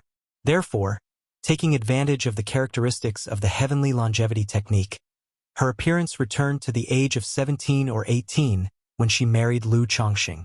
This change made both Chu Jinjin and Lu Miaohuan quite envious. After all, Lu Miaoyun had been young and beautiful for many years due to the heavenly longevity technique. Now she directly reverted to the looks of a 17 or 18-year-old, and with an increasingly fresh and unsullied aura about her, like a lotus flower emerging from the water. Of course they envied her immensely. Husband! Moments later, Lu Miaoyun opened her eyes, perhaps because she had just broken through. Her eyes shimmered with a hint of blue-gold luster. But this did not stop her from looking at Lu Chongxing with tender and sweet affection in her gaze. Congratulations to my wife, Yuner, for breaking through to foundation establishment. Lu Chongxing, his face full of smiles, bowed to his wife in congratulation. Although Lu Miaoyun seemed much younger in appearance, like 17 or 18 years old, her whole being exuded the dignified beauty only mature women possess. Congratulations to Sister Miaoyun for breaking through foundation establishment. Chu Jinjin congratulated Lu Miaoyun. Then, quite naturally, she linked arms with Lu Miaoyun and asked, Sister Miaoyun, how did you suddenly become so young? Sister Miaoyun, your skin seems to have improved a lot, and there's a pleasant scent too. She had a very good relationship with Lu Miaoyun, and they often played and joked around with Lu Chongqing. Miaoyun, congratulations on your foundation establishment. Dressed in a black, elegant palace gown, with a tall and graceful figure, Lu Miaohuan congratulated Lu Miaoyun as well. In her beautiful eyes, there was also a tinge of admiration, her heart growing more eager and expectant to refine the abyssal ghoul blossom. More than 2 years had passed, and soon Chu Jinjin would probably refine the auspicious tree into her lifespan spiritual plant, starting to cultivate the heavenly longevity technique. Wuxia World. Site. Co. Chapter 926. Lu Miaoyun breaks through foundation establishment, Tao Foundation Seed. _4 But she hadn't yet completed the baptism with the abyssal ghoul blossom or established a connection. I just had a breakthrough in foundation establishment, and I somehow knew the cultivation technique could bring me back to my youth, preserving my youthfulness, so I thought about becoming younger, Lu Miaoyun said somewhat sheepishly. After all, she was already 50 years old, yet she passed herself off as a young girl. But she indeed had her ulterior motives. She didn't want to appear older than her husband, Lu Chongqing. So she decided to fix her appearance at 18, the age when she first met Lu Chongqing. So, does that mean when I achieve foundation establishment breakthrough in the future, I can do the same? Chu Jinjin spoke up. Though she wasn't particularly concerned about her current look, seeing Lu Miaoyun's situation sparked an interest in her. Of course you can, Lu Miaoyun said with a smile. After a brief chat, Lu Chongqing turned to his wife and asked, Yuner, did you notice any changes after your foundation establishment breakthrough? He was sure his wife had successfully achieved foundation establishment, but he felt that the way she raised her Tao platform and shed her mortal shell was different from other cultivators. So he wanted to know what the difference was between a breakthrough in foundation establishment using the heavenly longevity technique and a normal foundation establishment breakthrough. Husband, when I had my foundation establishment breakthrough, it wasn't as you mentioned, rising the Tao platform within the elixir lake and shedding my mortal shell, but rather a Tao foundation seed congealed in the elixir lake, Lu Miaoyun's voice explained. A Tao foundation seed? Let me see. Lu Chongqing, raising his eyebrows in surprise, said. He immediately took Lu Miaoyun's wrist and checked her condition with his divine sense. The first thing Lu Chongqing felt was that Lu Miaoyun's body didn't resemble that of a typical foundation establishment cultivator. A normal foundation establishment cultivator, even one with an ordinary Tao foundation who hadn't practiced body refinement, would still have a physique not far behind a usual martial artist or a body-refining cultivator after undergoing the baptism and shedding the mortal shell. But Lu Miaoyun's physical body was still very fragile, akin to that of an energy-refining cultivator. However, her mana, flesh, and bones carried a rich life essence. Is this why the heavenly longevity technique grants much longer lifespans than other cultivators at the same level? Discarding all offensive and defensive means, everything is for the sake of longevity, Lu Chongqing murmured to himself. Although he had known about the general effects of the heavenly longevity technique, he hadn't fully understood it. But now, through Lu Miaoyun's foundation establishment breakthrough, he gained a deep understanding of the cultivation technique's description about discarding combat capabilities. Whether it was mana or the physical body, everything was geared towards living longer. It seemed that this was also why Lu Miaoyun, after her breakthrough, had the effect of returning to her youth, preserving her youthfulness permanently. His divine sense continued the investigation, focusing on Lu Miaoyun's Qi ocean core. Inside the elixir lake, there was a thumb-sized seed, semi-liquid and semi-solid, wrapped in a greenish-blue golden hue. This seed was exuding a rich stream of life essence, circulating through Lu Miaoyun's mana, limbs, and organs, constantly nourishing her flesh, muscles, bones, and internal organs. This is the Tao foundation seed of the heavenly longevity technique? Lu Chongqing examined the seed. From it, he sensed an aura of the luminous treasure tree, as if this were a seed from the luminous treasure tree. However, he could tell that this was not a real plant seed. It was something between a seed and a Tao foundation. Yuner has the luminous treasure tree as her life-bound spiritual root, so the Tao foundation seed she congealed is of the same root and origin as the luminous treasure tree. Lu Chongqing's brows furrowed slightly, though he saw no issue. He just found the situation to be quite rare. With the Tao Foundation being a seed during foundation establishment, what will the true elixir be like after core formation? Lu Chongqing thought to himself. He then asked Lu Miaoyun what effects and sensations this Tao Foundation seed brought. This seed has an ability called the Luminous Eye. It allows me to see through illusions, illusion techniques, and various concealing methods, Lu Miaoyun explained. Wuxia World. Site. Co.